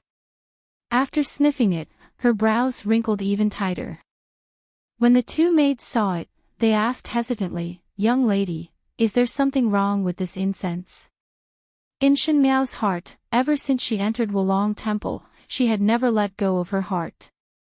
The more appropriate this place was, the more she could see the danger. She indeed had the habit of using incense before going to bed. Moreover, females would always like exquisite things. That incense burner was made pitifully and adorably. Just to play with it, normal females would light incense to match the quiet and elegant environment. But for her, it was not the case. The surviving females in the inner palace would use all kinds of means to climb up. Shen Miao had been the mistress of the 6 palaces for so many years in her previous life, so naturally she had a little bit of eyesight. She had seen a lot of these shady methods and things. As for the aphrodisiac and the incense, it was something that the concubines played with. If she was an ordinary unmarried young lady, naturally she would not have heard of such a thing. Not a good thing. Her hand loosened and that incense fell onto the small table. Guyu and Jingzhe were shocked and looked at each other. After a moment, Jingzhe said, "Then I throw this thing out." "No need." Shen Miao's eyes landed on the small table. Renwan Yun and that person had spent so much effort to prepare a good gift for her. If these methods were wasted, it would be a pity. Her lips suddenly broke into a sneer. "Keep it. There will be a need for it." In another room far away from Shen Miao's room, Renwan Yun was sitting in front of the couch and in front of her stood a stooped old woman. It was not anyone else but Gue Momo. "You also know about tonight's matter. After success, there will naturally be benefits for you, but if it is a failure..." Renwan Yun lightly snorted, "You know what the result would be without me saying it." When she spoke, there was no trace of her usual amiable appearance and her eyes made one feel cold. Gue Momo smiled flatteringly, "Furin, rest assured. Leave everything to this old servant. This old servant will naturally not make any mistakes when doing things. It is expected that everything will go smoothly tonight." Renwan Yun's expression then eased up. "Naturally I trust you. After all, you are the closest person to Fifth Lady. We are doing this for the Shen residents. When Fifth Lady becomes sensible in the future, she will know the pros and cons and naturally know that you are doing it for her good and will not treat you badly. Gue Momo nodded her head in agreement, but her heart was filled with disdain. In the future, when Shen Miao knew about this matter, it would be strange if she did not hate her to death. How would she think that it was for her good? Thinking of what would happen tonight, Gue Momo could not help but feel somewhat frightened. She did not expect that this eldest Shen Furen, who always had a kind face, would actually think of such a vicious method. After all, if this matter landed on any unmarried female, it would be a life worse than death for the rest of their lives. In the next moment, she saw Ren Wanyun giving Kai Ju a look, and Kai Ju smiled as she took a sachet over and stuffed it into Gue Momo's hands. This time one will have to trouble Gue Momo to take care of it. Gue Momo pinched it and found that the weight of the sachet was not light. A smile immediately blossomed on her face as she said, "Guaranteed that Furen will be satisfied." After saying a few more words, Gue Momo then got up and left. "Furen really want to rest here tonight?" Xiang Lan asked. "This is after all the same as fifth young lady's room." "No matter." Ren Wanyun waved her hands without much care. "Tomorrow morning it will be what I say. Perhaps when eldest Bo returns, it is unknown if there is still such a person in the world, so there is nothing to be afraid of." She smiled somewhat fiercely. "Eldest Bo, eldest Saw, who asked you to block my Chinga's path?"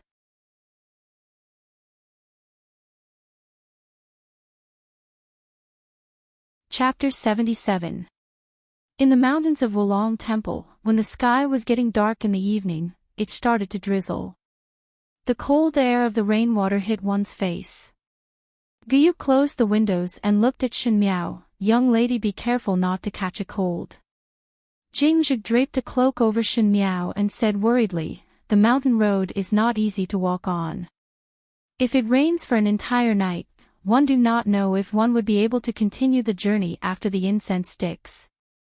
One might have to rest here for another day if one were to walk on the muddy road. Rest for another day, then rest for another day." Guyu smiled. "The scenery here is very good and the environment is quiet. It is better than..." She swallowed the rest of the words back into her stomach. She thought that it was better than those hypocritical people in the Shen residence. Shen Miao sat in front of the table playing chess. Nowadays she loved to play chess more and more, but unfortunately the few maids around her did not know how to play, thus she was always playing alone. Occasionally Guyu and Jingzhi would also feel strange. When their young lady was playing alone, she would sometimes show a strange expression that made one's heart turn cold. The door was pushed open and Gue Momo walked in with a face full of smiles. She was holding some food in her hands and smiled. "Young lady, this is the vegetarian food in the temple. Even though it is vegetarian food, but the vegetarian food in Wulong Temple is not bad." This old servant had specially ordered a bowl of crystal osmanthus flower soup. Eldest young lady and second young lady had already eaten it and said that it is not bad. "Oh, place it there," Shen Miao said lightly. "It is best for young lady to eat it while it is hot. It would not taste good when it is cold." Gue Momo warmly picked up the bowl and was about to pass it to Shen Miao. "Momo, what is the hurry?" Jingzhi took the porcelain bowl from Gue Momo's hands without a trace and said with a smile, "Did not young lady say to place it there? Just now there was some discomfort, so it can be used after a while." Gue Momo's heart was somewhat annoyed, but seeing Shen Miao's noncommittal look towards Jingzhi's words, she secretly gritted her teeth. Previously Shen Miao always took Gue Momo's words as the most important, and if Gue Momo had a dispute with the few maids, she would definitely punish the maids first. One did not know when it started, but Jingzhi, Guyu, and the few maids started to give Shen Miao face. Just as she was pondering, she suddenly heard Shen Miao say, "Momo has accompanied me for 14 years. Gue Momo's heart jumped as she looked at Shen Miao. Shen Miao also looked over at the same time. Her pair of clear eyes were as usual, like a child's innocence. Gue Momo was also in a trance. Unknowingly, the infant who was crying piteously for food had grown into a delicate little girl, and then into the slender young lady in front of him. Gue Momo sighed in her heart. At that time Shen and wife fought on the battlefield all year round and instructed her to take good care of Shen Miao, but in a flash 14 years had passed. Ever since Momo was close to me. Shen Miao said softly, remember that there was one night when I had a fever and it was raining outside like now. The residents took the invitation to invite a physician but did not come. Momo was worried and ran out to look for one. In the end, she slipped and fell on the road and broke her head but still insisted on looking for another physician. Gue Momo was surprised for a moment and her expression could not help but soften. Young lady, still remember these? Of course I remember. Nanny has been with me for more than 10 years. My parents didn't spend as much time as Nanny. I regard Nanny as my family. Miss, you're making this old servant suffer. Gue Momo sighed in her heart. She did not expect that Shen Miao, who had been cold to her all this while, would suddenly be this close today. As she sighed, her heart could not bear it. One was not like this from the beginning. At the beginning when Shen and wife made her Shen Miao's Momo, her son had not married yet and did not have any grandchildren, thus she treated Shen Miao as her own granddaughter. There were times when she treated her with true feelings, but every man for himself and heaven and earth destroy him. Shen Miao was after all not her biological granddaughter, and the first household had promised that if the matter was successful, her son's entire family would benefit. Riches were sought in danger and moreover Shen Miao really could not bring anything to her. The expression in Gue Momo's eyes changed a few times but at the end she still smiled. Young lady, the weather is cold and the night is heavy.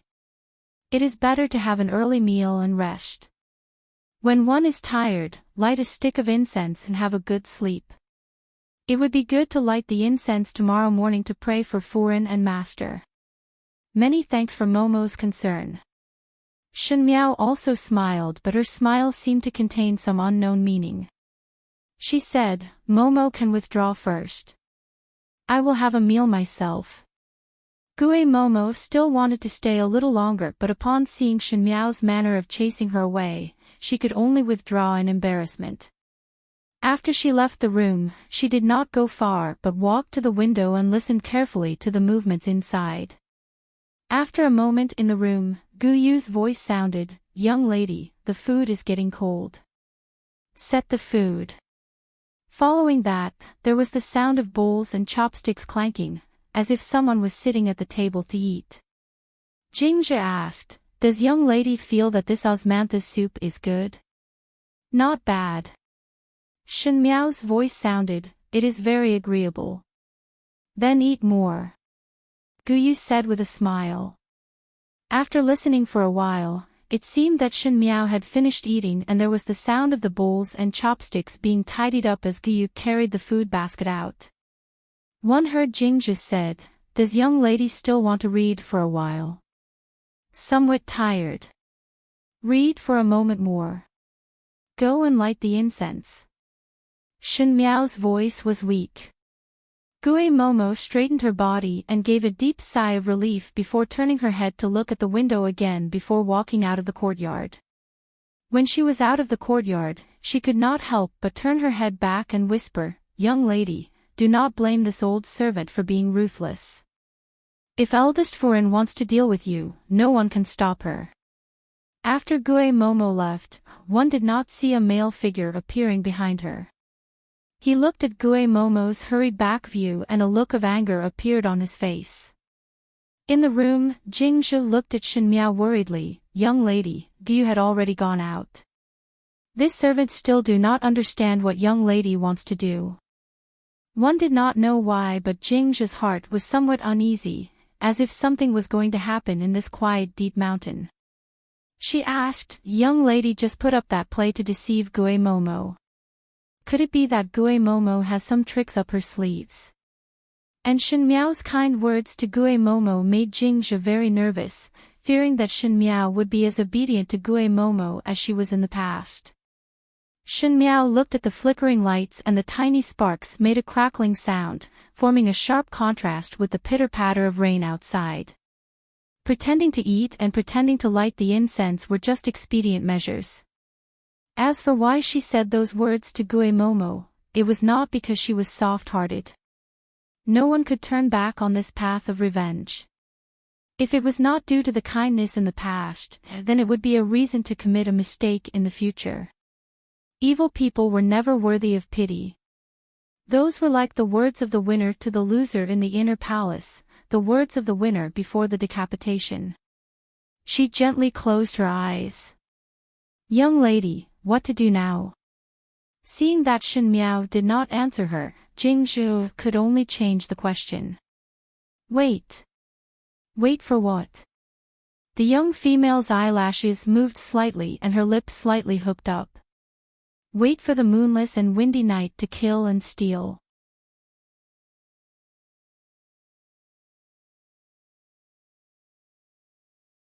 Chapter 78. The sky gradually darkened. In the temple, the monk who was ringing the bell had finished ringing the bell for the last time. The sky was as dark as ink. The pitter-patter of rain hit the bushes, emitting the fragrance of the earth. Shin Yu sat in front of the table and put down the book in her hands. She rubbed her eyes and seemed to feel a little sleepy. The maid beside her asked, "Does young lady want to rest?" Shin Yu did not speak and opened the window. Shin Qing was staying in the room next door. Shin Qing's room was not far from her, and at this moment the lights were still on. "Does second young lady want to sleep with eldest young lady?" The maid asked hesitantly. "No." Shin Yu turned around with some disgust. "Go and close the courtyard doors." On the other side, in Qin Qing's room, Qin Qing was fiddling with the little toy in her hands. She lazily yawned and glanced outside. "It's already so late." She stood up. "It's better for me to rest." When she passed by the table, she suddenly saw a unique-looking incense burner and a stick of incense. Shin Qing picked it up and smelled it. She felt that it was very fragrant and said, "Light this incense too."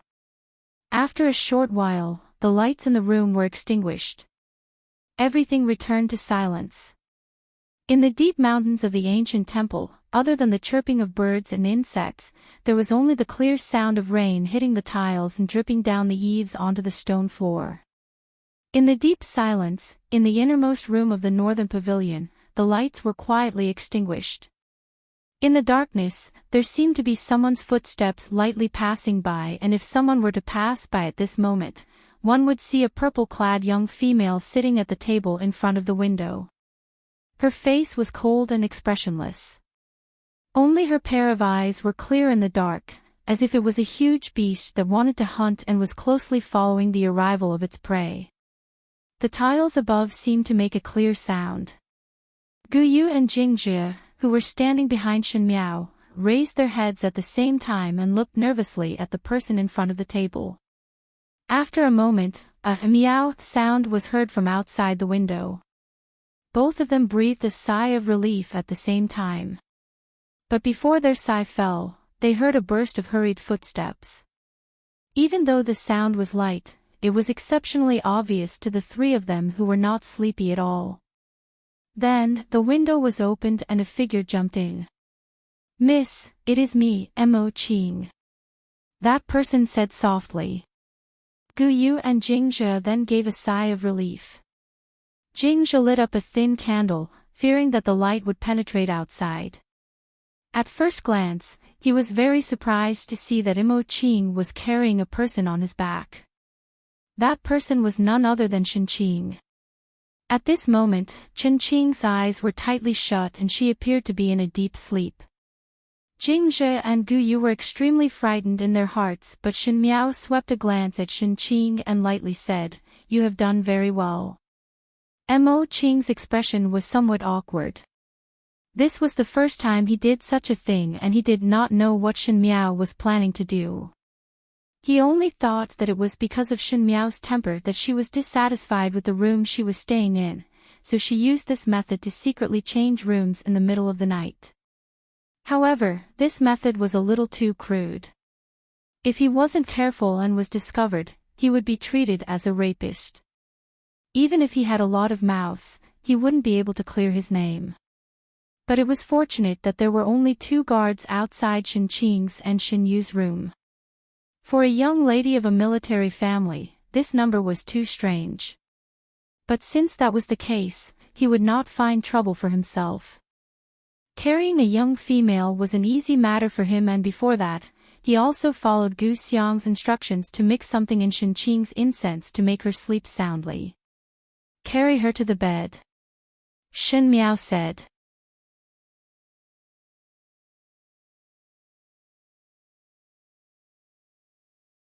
Chapter 79. Mo Qing did as he was told, and after thinking about it, he pulled the quilt on the bed to cover Shen Qing.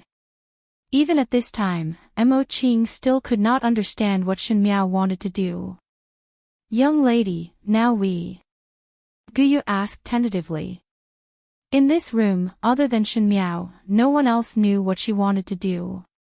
Mo Qing thought that Shen Miao was playing in a fit of pique, but Jing Zhe and Guyu could vaguely sense that it was not so. Shen Miao was no longer the kind of person who would be angry with others just because the room was not comfortable, not to mention that she carried people out in the middle of the night. If it was just for this small matter, it would be making a big fuss over a minor issue. "Let's go." Shen Miao swept a glance at the person on the bed. "Go?" Guyu was surprised. "Where are we going?" "Naturally to my older sister's boudoir." Mo Qing sighed in his heart. It was indeed a child's play. He had some dissatisfaction with Shen Miao in his heart. He did not expect that Shen Miao looked quiet and indifferent, but privately she had such a competitive personality. For a small matter, she did not even want her own Tangjie's innocence. Just as he was thinking about it, his expression suddenly changed and he whispered, "Who?" This time Guyu and Jing Zhe suddenly panicked. "Were you seen by others when you came just now?" Shen Miao's face sank. If it was the people from that side, there was no reason for them to be this fast. With Ren Wanyun's all-round character, she would definitely make the other side wait for a longer time. Why would someone come to the door when Mo Qing just sent the person over? Her expression changed a few times. If it was really not possible, then she could only use the lowest method. "I will go out to take a look first." Mo Qing nervously pulled out the sword from his waist, but just as he walked to the door, he saw a figure passing by the window. Because he did not dare to make a big move, Mo Qing whispered, "Who is it?" He pulled out his sword and slashed at the other party. But that black-attired person easily avoided Mo Qing's sword, and one did not know what kind of body movement he used. One of his feet stepped on the eaves of the window and flew in like a swallow. He was like a fish in the water in this place. Once he entered the room, he suddenly turned around, and before Mo Qing could react, that person moved sideways and easily snatched the sword from Mo Qing's hand. In the next moment, that sword was placed across Mo Qing's neck. The sudden turn of events stunned everyone. Shen Miao was also somewhat surprised in her heart. With Mo Qing's martial arts, for him to be able to reach the position of commander of the guards, naturally it was not low. In the beginning, he relied on his martial arts to protect Shen Miao in the Qin country safely for many years. Now, he could not even withstand 5 moves from this man in black, and even his sword was taken away. Most likely Mo Qing did not think that the other party would be so much more brilliant than him and seemed to be ashamed, but was more worried about Shen Miao's safety. He said, "This one has no grievances nor enmity with this brother. Why would this brother make such a vicious move?" His words were not wrong. Other than the monks, there were also the guards of the Shen residence in the temple tonight. But among the guards of the Shen residence, there was no one with such brilliant skills. Mo Qing's heart was surprised. Could it be that there were other people in this Wulong temple? The other party did not have the intention to let go. A slight sound was heard, and it was Shen Miao who had found a match and relit the candle that was about to be extinguished. The other party did not expect that someone would suddenly light a match and did not even have the time to cover it up. He subconsciously revealed his murderous intent, and it was obvious that he intended to silence the witness for a living. However, when the dim yellow light lit up, everything in the room could not be hidden. Under Shen Miao's cold gaze, a trace of astonishment flashed across the handsome face of the person opposite. He then frowned and coldly said, "Shen family's girl. Can you release my guards?" Shen Miao's voice was colder than the autumn rain outside. "Xia, little Marquis."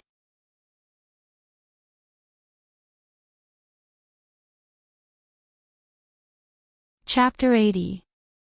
The person standing opposite was none other than Xie Jingxing. Under the dim light of the match, his face was as handsome as a painting, but he was frowning tightly. There was a coldness that was completely different from the daytime, as if he had become another person.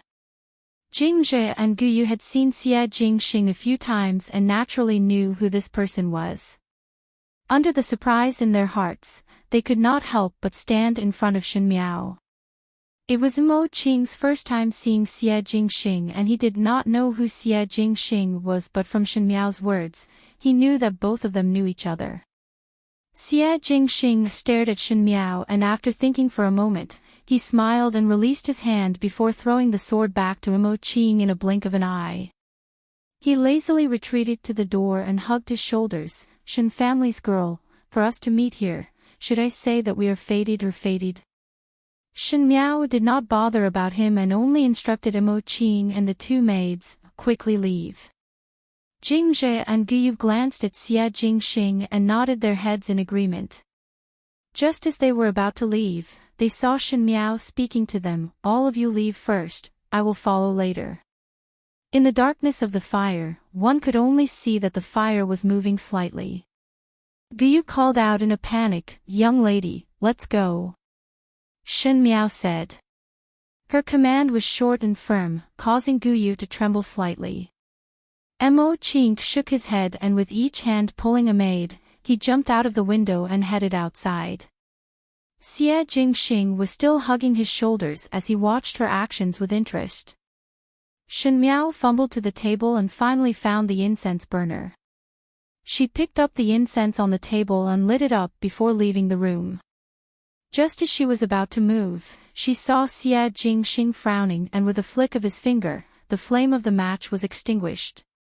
In the darkness, a figure suddenly appeared in front of Shen Miao and lightly held onto Shen Miao's waist. Before Shen Miao could react, she felt that she had fallen into a warm embrace. That person hugged her and rolled on the ground until they rolled off the bed. "You!" Shen Miao was furious. Xie Jingxing's voice rang in her ears, "Someone is coming in." Footsteps sounded in the room and Shen Miao's body stiffened. She had never imagined that those people would move so quickly. Fortunately, the person in the room didn't light up the lamp. However, this was also within her expectations. With that person's personality, he definitely wouldn't light up the lamp. Someone outside said, "Your Highness, everything has been arranged. All of you retreat and guard outside. Do not disturb this prince's interest." Another slightly hoarse voice said. Shen Miao's gaze moved slightly. It was indeed Prince Yu of the first rank. Shen Axian or Shen Axian. Prince Yu's voice was filled with pride, and there seemed to be some perverted excitement. "This prince would like to taste. What is the difference between your daughter and those women's taste?" The footsteps approached the bed.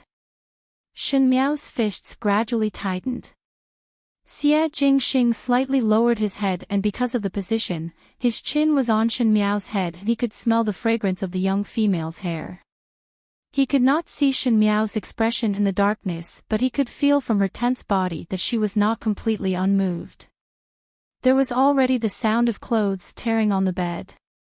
Prince Yu's voice was ferocious and the obscenities were endless. Shenqing seemed to have regained some consciousness and gave out a slight resistance. However, that voice was soft and it did not seem to be a resistance but a greeting. The air was filled with a smell that made one's heart beat. That smell gradually spread out and there was some orchid fragrance that was inhaled into one's stomach without any precaution. Shenmiao also gradually felt that something was wrong and her heart thumped.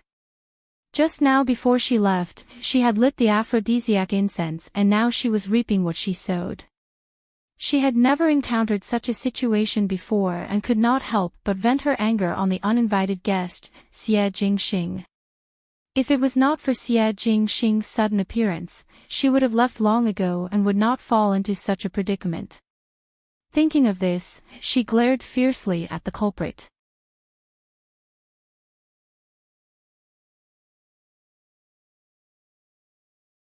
Chapter 81. Unfortunately, there was no light and nothing could be seen. Shenmiao hesitated for a moment and did not dare to move as she was afraid of alarming the person on the bed, so she could only use Xie Jingxing's clothes to cover her mouth and nose. She thought that this incense was not a good thing and also thought that she must not inhale it and even thought of using Xie Jingxing's clothes to cover her mouth and nose, but forgot that Xie Jingxing was a male. When Xie Jingxing realized that there was a problem with the incense, he had already inhaled too much and he was still carrying a little girl in his embrace. Now Shenmiao was still wet behind the ears and even though she had a flat figure, she was still a warm and fragrant jade. His body was somewhat tense and at this critical moment, Shenmiao still rubbed against him and buried half of her head in his embrace. Xie Jingxing took a deep breath. Ever since he was born, this was the first time he was in such a sorry state. Looking at the top of his head, that big bed was creaking non-stop and the female and male's voices were intertwined, making one's heart beat faster and one's face blush. That movement made one suspect that the bed would not be able to withstand such movements and collapse. After clenching one's teeth and listening for another half an hour, the movements on the bed gradually became smaller, as if it was tired for a while. Shenmiao's body was also very stiff but at this moment, she felt Xie Jingxing hugging her and rolling on the ground before taking advantage of the window that was not closed to fly out. One did not know how he was able to see so accurately that he did not alert Prince Yu. Not far out, one saw Gu Yu and the other two with an anxious expression. Seeing them coming out, Jingzhe almost jumped up in excitement but was afraid that others outside would hear it, so she said softly, "Young lady, this servant is very worried. Just now someone went in and was not discovered." Her words abruptly stopped because at this moment she saw Shenmiao's posture. Shenmiao was still being carried by Xie Jingxing and as Xie Jingxing was very tall, it was effortless for him to carry her. Jingzhe angrily said, "Quickly put down my young lady." Xie Jingxing raised his eyebrows and let go. With a paw sound, Shenmiao directly fell onto the ground. "You!" Gu Yu was angry and furious. She did not expect that Xie Jingxing would let go in such a rough manner. She hurriedly helped Shenmiao up and comforted, "Is young lady all right?" Mo Qing stared at Xie Jingxing and his heart was filled with bewilderment. This young master, who seemed to have an extraordinary background, had excellent martial arts. Unexpectedly, he was completely powerless against him. With such skill, he couldn't help but raise his eyebrows, but appearing here in the middle of the night was indeed suspicious. Just now when he brought Gu Yu and Jingzhe out, he saw someone entering Shenmiao's room and behind them was a group of highly skilled guards. If he did not hide quickly, it would be troublesome. Mo Qing could not help but look at Shenmiao again. Could it be that Shenmiao had long known that there would be such a group of people coming tonight? Then what was the meaning of swapping Shenqing over? Shenmiao stood up and patted the dust off her body before calmly looking at Xie Jingxing. "The deeper the dew is, the more one will not disturb the little marquis's work. We will leave first." Her attitude was very distant. At this time the rain had not stopped and as the rain fell on her body, her clothes became wet. With the light from the lantern outside, Xie Jingxing's sharp eyes swept across her face and suddenly smiled as if he was watching a good show. To leave from here, one need to pass through the outer courtyard and there are a large number of guards guarding. If you want to go to your death, this marquis would never stop people from going to their death. Please. His words were really annoying and there was a mischievous smile on his handsome face.